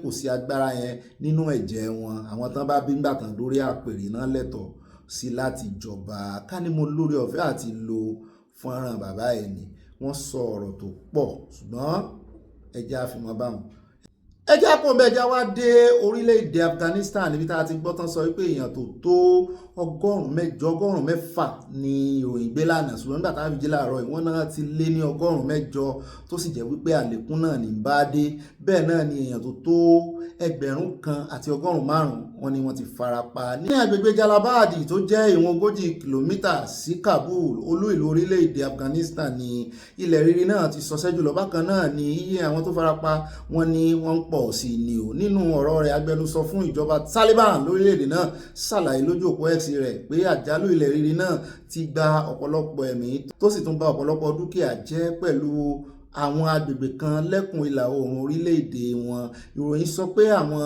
agbègbè tó wà láwọn ibi tí òkè ńláńlá pọ̀ sí lẹ́kùn náà ní ilẹ̀ rírì ọ̀hún ti ṣọṣẹ́ jùlọ bákan náà la tún gbọ́ wípé púpọ̀ àwọn tó kú nínú àjálù ilẹ̀ rírì náà wà lágbègbè Kurna àwọn ò mọ̀ bẹ́ẹ̀ ṣùgbọ́n wọ́n ní agbègbè tí òkè pọ̀ sí jù ní ilẹ̀ rírì náà ti ṣọṣẹ́ jùlọ tí n bá ti gbọ́rú ròyìn pé ilẹ̀ rírì ń ṣọṣẹ́ mo mọ́ dúpẹ́ fọ́lọ́run pé gbogbo tó lọ́n dá fún wa àti oríṣiríṣi nǹkan àlùmọ́ọ́nì tó fi sodo sínú ẹ̀ Nàìjíríà lẹ́ẹ̀ ti rí orí òkè tó mi ń yọ ń bẹ̀, Nàìjíríà lẹ́ẹ̀ ti rí orí òkè tẹ́ẹ̀rí ojú ẹsẹ̀ bàtà, ojú ẹsẹ̀ èèyàn, ojú ẹsẹ̀ ni, torí mi ò mọ tó lè dàbí ojú ẹsẹ̀ èèyàn lórí àpáta. Oríṣiríṣi nǹkan àlùmọ́ọ́nì lọ́lọ́run fún wa, ṣùgbọ́n kò rántí fún wa lólórí. Àyà ni mo sọ bẹ́ẹ̀ wọ́n kí n dá padà, mo ní mo kọ́rọ̀ mi jẹ, kí ló fẹ́ sọ? Ó ló fún wa lólórí, ó láwọn olórí wa gan-an náà yapa, àwọn náà ya tán fẹ́ yà, ó fún wa lólórí. Wá ní olórí tó fún àwọn wá dà báyìí, ó náà yapa níṣẹ́. Ló dáa o, ní gbogbo nǹkan lọ́lọ́run fún wa, àwọn tí ò wà fún ní nǹkan àlùmọ́ọ́nì ó fáwọn ẹ̀ lólórí gidi, àmọ́ yìí. Bẹ́ẹ̀ ni ẹja wá sáré fẹ́lẹ́ ìkún àfikún lélẹ̀ ẹja dé UK níbi tá a ti ń gbọ́ tán sọ wípé orílẹ̀-èdè UK wọ́n ní wọ́n ti wọ́gilé, wọ́n ti dá dúró báyìí ná gbogbo àwọn tí wọ́n jẹ́ refugee, tí wọ́n gba asylum, tí wọ́n sì ti níwèé, tí wọ́n á fẹ́ mú àwọn èèyàn wọn wọlé, wọ́n náà ti dá dúró báyìí.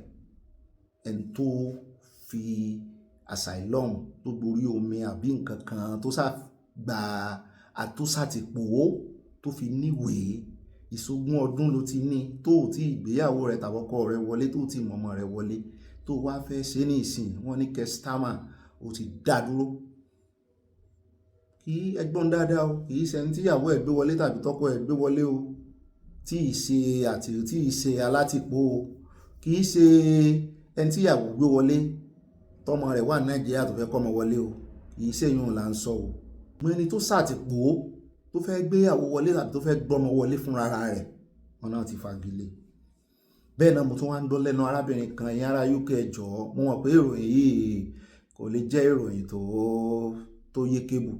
Mo ń gbọ́ tárábìnrin yẹn sọ wípé UK ti ṣe òfin ní ìsìn, ní òdọ̀rọ̀ rẹ̀ nú, mo kàn fẹ́ kẹ́ bá ń confirm ẹ̀ ní o, wọ́n náà ti ṣòfin sìn wípé bó o bá ti gbé èèyàn wọlé o ò lè kàn divorce ẹ̀, torí àwọn tí wọ́n máa fi divorce, tán máa ra divorce, tán máa ra marriage, ẹ̀wọ̀n káwọn kan máa ra, àwọn máa ra tán ṣe bí tọkọtaya láti fi gbàwé, wọ́n wá divorce tán bá ti gbàwé tán, wọ́n ní kò sí yẹn mọ́, wọ́n ní ó bá ti divorce ní ìsìn òun lọ Nàìjíríà ni.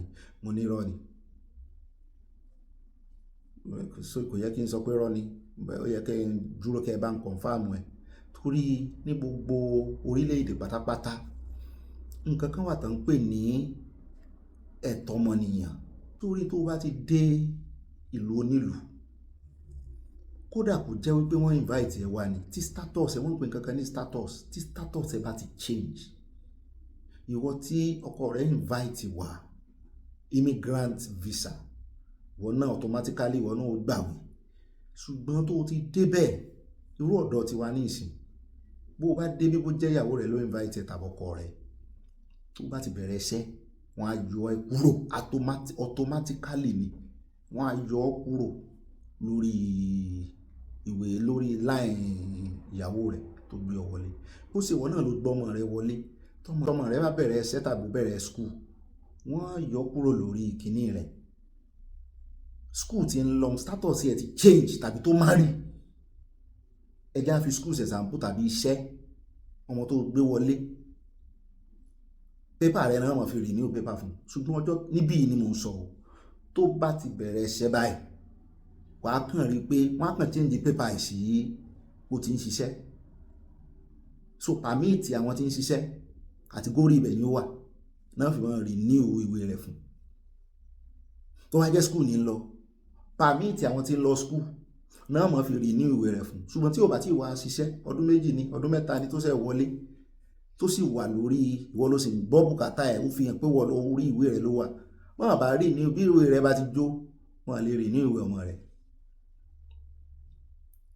So tí status bá ti change automatically téèyàn bá marry, àfi ẹni tó jẹ́ wípé bóyá ọkọ rẹ̀ fẹ́ ó sì jẹ́ dependent lórí ọkọ rẹ̀, bóyá yẹn ni òfin yẹn bá wí, tí ò tí ì níṣẹ́ tàbí tó ti níṣẹ́, torí mo gbọ́ pé àwọn orílẹ̀-èdè kan wọn kì í change automatically, fúnra ara rẹ̀ ló lọ apply pé mo ti ríṣẹ́ o, ìrọ̀ wọn á change automatically bí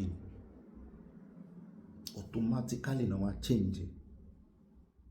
So ẹni tó gborí omi wọlé gan-an tí ó bá fi lo 5 years tán kọ́kọ́ fún tán, tó ti ríṣẹ́ lẹ́yìn ìgbà náà wọ́n lè já ìràwọ̀ ẹ̀ sí 1 year àbí 2 years lẹ́yìn tó ti fún 5 years tẹ́lẹ̀ torí bó bá ti ríṣẹ́ báyìí orí iṣẹ́ yẹn náà máa fi fún ẹ̀ sí owó 6 months gan àwọn ní 6 months wá àwọn ní 1 month wá oríṣiríṣi wọ́n sì fi ń pa ṣégè nú owó so ẹ bá ń béèrè sí ní UK ṣé lóòótọ́ ni ilé ní wàá mú adé ọ̀dọ̀ Kẹ́mi Badenoch controversy kan tó ti ń dá rìnrìn lórí ọ̀rọ̀ Kẹ́mi Badenoch wọ́n ní ó lọ school kan kò lọ school kan mo ní ṣé ọ̀rọ̀ tiẹ̀ náà tún ti fẹ́ di tàwọn ti kìíní Kẹ́mi kí ló ṣẹlẹ̀ gangan wọ́n ní lórí ọ̀rọ̀ admission offer kan tí school of medical school kan ní US tó lòun ní offer ń bẹ̀ wọ́n ní bí àwọn aláṣẹ school yẹn ṣe dá padà fún yẹn pé àwọn ò fún ní offer rí omo ní abẹ́ ìmọ̀ ọkọ rẹ̀ ṣé ó ń lálàá ni agbọ́ school tó lọ kò lóun lọ school yìí kò lóun graduate in school yìí UK ló ti lọ school àṣírí kí school UK sọ wípé kò lọ school tó claim ṣùgbọ́n ibi tó ti lóun ní ọfà òun náà sọ̀rọ̀ níbẹ̀ ni pé òun fẹ́ ṣe kọ́ọ̀sì tó ní í ṣe pẹ̀lú medical ńgbà kan wọ́n sì fóun lọ́fà ní USA àsáwọn USA náà ṣe wọ́n ọ̀tá Kẹ́mi pọ̀ o bẹ́ẹ̀ náà ni Rufai náà ti wá ń pariwo ó lóun lọ school olórí yìí tó lóun lọ school kan tẹ̀sí ń bá fà mójútó yẹn tí Kẹ́mi lẹ̀ rán ò sí nǹkan kan tẹ́ fi Kẹ́mi ṣe ẹ jẹ́ àkọ́kọ́ gbọ́rọ̀ lẹ́nu Rufai kẹ́yìn náà gbọ́ owó àṣàdànù nínú ọ̀rọ̀ rẹ̀ ẹ̀sánú ọ̀rọ̀ rẹ̀ bí tó ń bá lọ ra tòmátò tó bá jẹ́ ẹ̀sà lè mi ka ọ̀rọ̀ ìsí èèyàn ló ní ọ̀fà sẹ́ni tó ní ọ̀fà ò ní ló ní ọ̀fà ni kí ní wá ímeèlì wà ń bẹ ẹ máa rí Kẹ́mi dọ̀ọ̀bá ń produce ọ̀fà fún ẹjẹ́ àkọ́kọ́ gbọ́rọ̀ lẹ́nu Rùfàìná àtàwọn èèyàn rẹ̀ ká tó wá mọ̀ tá a sọ lé lórí. Kẹ́mi so see. Tell the truth is what Rufai said. That's what I'm saying. Kẹ́mi so see. The truth has to be said. Kẹ́mi Badenoch must bring that offer letter that she received. If she doesn't bring it out, I think the Conservative Party, if they are smart enough, should remove her. Because it's been 30 years. Can she find it? It's been 30 years. Femi, your documents. This is before the internet. Your documents, you can't find it. No, it's not. Why? You don't try to. It's been 30 years. See. Don't try to support some people that we can't fit their certificates in today. Don't even go there. Perhaps she's a bit more Nigerian than people want to give her credit for. Your documents, you have to keep them. Most of my documents from that many years ago, my father, oh God bless engineer, said, if you put it in my clear file. A Nigerian parent knows how to pass a document. So if you got such a document, Kemi, to be able to disperse this, to be able to, dispel the rumors, should be able to bring the document out. Ayo, you still have your first school living certificate, don't you? I saw my primary school results. Your birth certificate, you still have it. So what is longer than Kemi should bring out the document? If it's not by denying it, and we should look at it. Maybe she knows how to abuse Nigeria. She too should bring out the document. If we will call her names. Go ahead. Secondly, the wave of migration problems in the UK, and the sad thing is people are fueling it. If you go and check Elon Musk, since he got out of favor with Trump, what he's now doing is to fuel immigration protests in the UK. Epping, they use Twitter to fuel it because the algorithm definitely will make his tweets very amplified. Many other protests that are going on. And that's why they're forcing the Labour Party now to be able to say, okay, the timeline at which we give for your family to be able to join you, we want to extend that because they're clueless as regards what to do, and immigration is a problem. They cannot respond to it quickly. You remember what happened with the Epping case, how they went to court, and they had to even go to court to be able to appeal that case. So it's a big problem on their hands today. And if something is not done, it's going to affect them. Already, they're already slopping in the polls. If elections were held today, Nigel Farage will be the next PM. Because the Reform Party is doing so well, and the major grouse is immigration. But see, let me also predict. It is when Nigel Farage gets into power and becomes the PM, the UK will now understand how clueless Nigel Farage is to manage the economy, even more clueless than Keir Starmer. Just like I predicted that Keir Starmer will be more clueless than Rishi Sunak. So there's a dearth of leadership everywhere. Out. In defense of Kemi, I do agree that anything could have happened. A fire, she's moved locations a number of times. The offer letter could have been, someone said rats could have eaten rodents. Not rats in Nigeria because we have rodents in the UK as well. But and it was an offer letter. It wasn't a certificate or degree. So you can lose those letters. But I do think, and like you mentioned when we were having a conversation earlier, we find that a lot of times when you speak a lot, you might have the opportunity to embellish the truth. Yeah. So she might have been brilliant, she might have been intelligent and gotten interests from different schools with an offer to, but it might not have really been how she said it. And the UK will catch you out on a lie. They will investigate and they will catch you out on a lie. Absolutely. But let me stay in the UK this morning. And I often say that I have an interest in asylum seekers and refugees because I worked with them. And so I do think that there's a lot of misinformation, and I believe that it's deliberate in order to fuel this intolerance and the protests and the, this unwelcoming stance by a number of British people to foreigners. Let me establish the fact that a lot of people who are seeking asylum in the UK are people from areas where there's conflict or threat to their lives, and there's a provision for them under the treaty, the EU Convention on Rights on Human Rights, which the UK is signatory to. Yes. Part of that is which Yvette Cooper is now challenging, his right to family life. And that was a route by which asylum seekers, when they achieve refugee status, are able to bring in their family members. The UK is better than some other European countries whereby there's no process. As long as you have your indefinite leave to remain following an asylum seeking claim and you become a refugee, you can then invite your family members who are perhaps also facing what you ran away from your home country. As at between 2002 to 2025, top 5 nationalities of those claiming asylum in the UK were Iran, Afghanistan, Pakistan, Iran, and Eritrea. You can hear the names of the countries. They are war-torn countries, and unfortunately, in many of these countries, the West is responsible for what is happening in those countries. And so many of these people come into the UK on boats. When they arrive, they seek asylum at the border, and then they are, because of the signatory to that treaty, the UK has to absorb them, then process their claim to check, to verify whether it is authentic. It is a very rigorous process. Yes. Now, when I talked about hotels where they put them in to hold them in the initial state, some people hear hotel and immediately they think luxury. There's nothing luxurious about the life that they live. They are not allowed to work. They are now, some of them, it's a new environment for them. In fact, some of them are still going through post-trauma. So they are living a horrific life. So please don't think it is something that is just living the life. And then many of them are professors. They were doctors in their home country. They come into the UK highly skilled. And so they had to come into the UK and then had to now go back, almost as if back to, so it's dehumanizing for them. So please don't think it is a pleasant process for them. Mark seems to be, unfortunately, acquiring a reputation as a habitual liar. However, the issue is that, you cannot accuse her of perjury because these lies, serial lies, one after the other, are not on oath. Otherwise, it will have been a very serious matter. She has consistently lied against Nigeria, describing her own home country as a country of violence, as a country where nothing works. She even rejected Nigerian citizenship. And we have had the heartache on this table, having to call upon her family to remind her how such children who have Nigerian heritage had described. Children who point to their father's house with a left hand. Now, ẹ wo tí àbàtí bá ti ń ranjú tó ti ń gé ọ̀rọ̀ rẹ̀ lẹ́kalẹ́ka ẹ ti mọ̀ wípé ó fẹ́ sọ̀rọ̀ àlùfànṣá nìyẹn.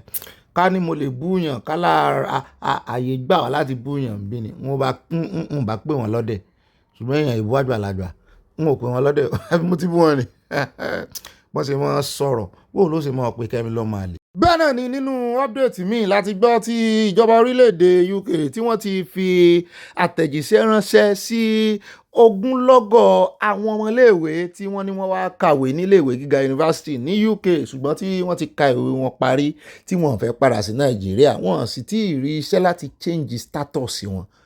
Ẹ ń bá rí iṣẹ́ pàápàá jùlọ kì í kàn sí ordinary iṣẹ́ kì í ṣe iṣẹ́ lásán tó bá ní tán pè ní sponsorship tán máa fún ní contract bíi tán life contract làwọn pè ń bí ó dìgbà tó bá ní life contract kọ́kùnrin tó balẹ̀ òun náà ń pè ní sponsorship ní UK ẹni tó bá ní nìkan ní òní mọ́ renew visa mọ́ ṣùgbọ́n tí ò bá tí ì ní tó sì ń kàwé ń bẹ̀ yóò mọ́ gba visa mọ́ visa ni tí ó fi parí ìwé rẹ̀ ó dìgbà tí ìwé rẹ̀ bá parí àtẹni tó ní carry over àtẹni tí ò tí ì ṣetán wọ́n wá ní ọ̀pọ̀lọpọ̀ wọ́n ní mi ò tiẹ̀ tí ì parí ìmí ti parí kò tí ì change status yẹ ó wá fẹ́ lo asylum ó fẹ́ lọ sí àtìpó láti change status wọ́n ní 16,000 of them nínú gbogbo àwọn tí wọ́n ń wá àtìpó ní ọ̀pọ̀lọpọ̀ wọn wá láti student visa wọ́n fẹ́ cross wọ́n láwọn ò gbà mọ́ wọ́n ní kóníkálùkù padà sí ìlú ẹ̀ wọ́n láwọn ti pèsè plane lẹ̀ táwọn fi dán padà wọ́n ní àwọn ò sì ní mú kékeré o ó ń jọ bí ẹni wípé lórí ọ̀rọ̀ immigration ní ìsìn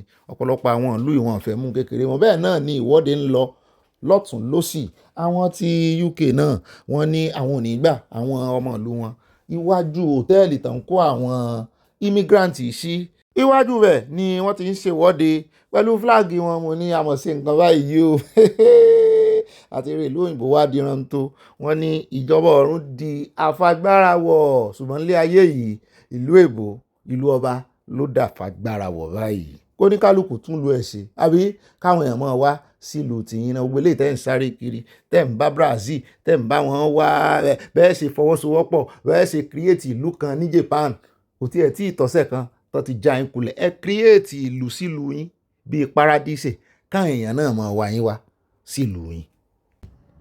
ó dá ọ náà lẹ́sìn bí wọ́n yẹn tẹ́mi kàn fẹ́ kí gbogbo wa mọ̀ náà ni wípé ọ̀tá pọ̀ ju ẹni mi lọ fún Kẹ́mi kò bá yín wí ní ìsìn kò tún mẹ́nu bà ọ̀rọ̀ Nàìjíríà yín lẹ́ni kó já mi lórí ọ̀rọ̀ yín kò tún já mi lórí ọ̀rọ̀ yín ń bá àyàn sọ̀rọ̀ nù fọ̀rọ̀wérọ̀ nípa skul tó ń lọ òótọ́ ló sì lọ wọn yí rí ẹ wò ṣùgbọ́n eléyìí tó ní wọ́n fóun ní ọ́fà láti wá stọ́dì kò lóun lọ ọbẹ̀ ọ́fà ìtumọ̀ ẹ̀ ni wípé bóyá òun ló apply síbẹ̀ òun láti kọ́kọ́ apply kan tó fún ní ọ́fà ìdí tí òfin lọ òun ló mọ̀ ọ́fà ló pè kò lóun lọ skul kò lóun ní sabuké jáde ńbẹ̀ kò lóun lọ́dún 4 ńbẹ̀ kò lóun ní cosmate ńbẹ̀ kó sì mẹ́nubà ọ̀rọ̀ Nàìjíríà kì í ṣe Nàìjíríà ló lóun ti lọ kí wá ní tiyín ń bẹ̀ ibẹ̀ ilẹ̀ ni ó ń mẹ́nu pé wo ṣé ẹ rí nígbà míì báwọn bá ti rí news ìgbé wọn ìgbékúgbé náà wọ́n gbé kiri anyway èèyàn ńlá ni Kẹ́mi wọ́n lè mọ sọ̀rọ̀ ẹnu ẹ̀ kiri náà ṣùgbọ́n èmi mọ̀ wípé kò lè mọ̀ ní ọ̀fà kó wá wọn sọ pé òun ní ọ̀fà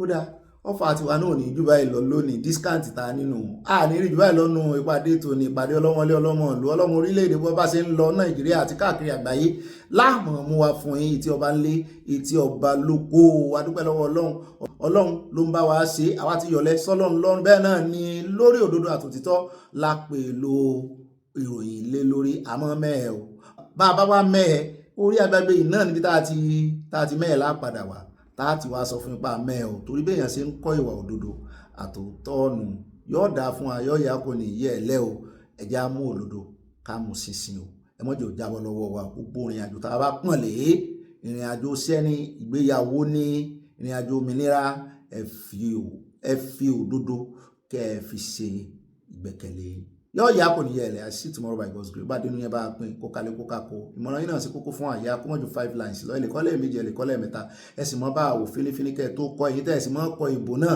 bẹ́ẹ̀ bá ti débi àwọn ìbò gbàǹkọ̀ tó ní í ṣe pẹ̀lú bóyá wọ́n pààyàn àbẹ́fẹ́ sọ nǹkan kan wípé bóyá òmùgọ̀ lè yàn ẹ mọ́ pé èèyàn lòmùgọ̀ ń bí àìbú yàn bí àìṣépè ń bí o àwọ̀ àmọ́ ṣàtótónu rẹ̀ báyìí kó lè yé yín ṣùgbọ́n bó bá jẹ́ kó tiẹ̀ wá fẹ́ jẹyọ bóyá ẹ fẹ́ sọ̀rọ̀ sáwọn ọmọ Fúlàní tẹ́fẹ́ pè wọ́n lórúkọ yẹn ẹ̀kọ́ Yorùbá o n ò lè máa wá kọ́mẹ́ǹtì kiri o YouTube tí ń hàìdí kọ́mẹ́ǹtì gan-an ní ìsìn yìí o ara wọn kan tó yẹ pé lórí channel wọn ti kọ́mẹ́ǹtì wọn pa ní orí ọ̀fẹ́ táwa ní ni wípé Yorùbá la sì ń sọ àwọn eléèbó wọn ti kọ́mẹ́ǹtì section àwọn ẹ̀ kò sì ní dá kan ti kọ́mẹ́ǹtì section pa ẹ̀yin tẹ́ ẹ mọ́ sọ èèbò tí ọ̀rọ̀ mọ́ ka yín lára tí ròyìn mọ́ ka yín lára ẹ jọ̀ọ́ ẹ fi Yorùbá ẹ fi là bẹ́ẹ̀ náà ni ẹ jọ̀ọ́ kó mọ́ ju 5 lines lọ kẹ́ mọ́ bá ń fi ránṣẹ́ sáàyà kì í ṣe mi mò ń fi pé kọ́mẹ́ǹtì yín pamọ́ n ò sì lè rí kọ́mẹ́ǹtì yín kí n fojú fò orí kì í lè yá mi kì í gún mi débẹ̀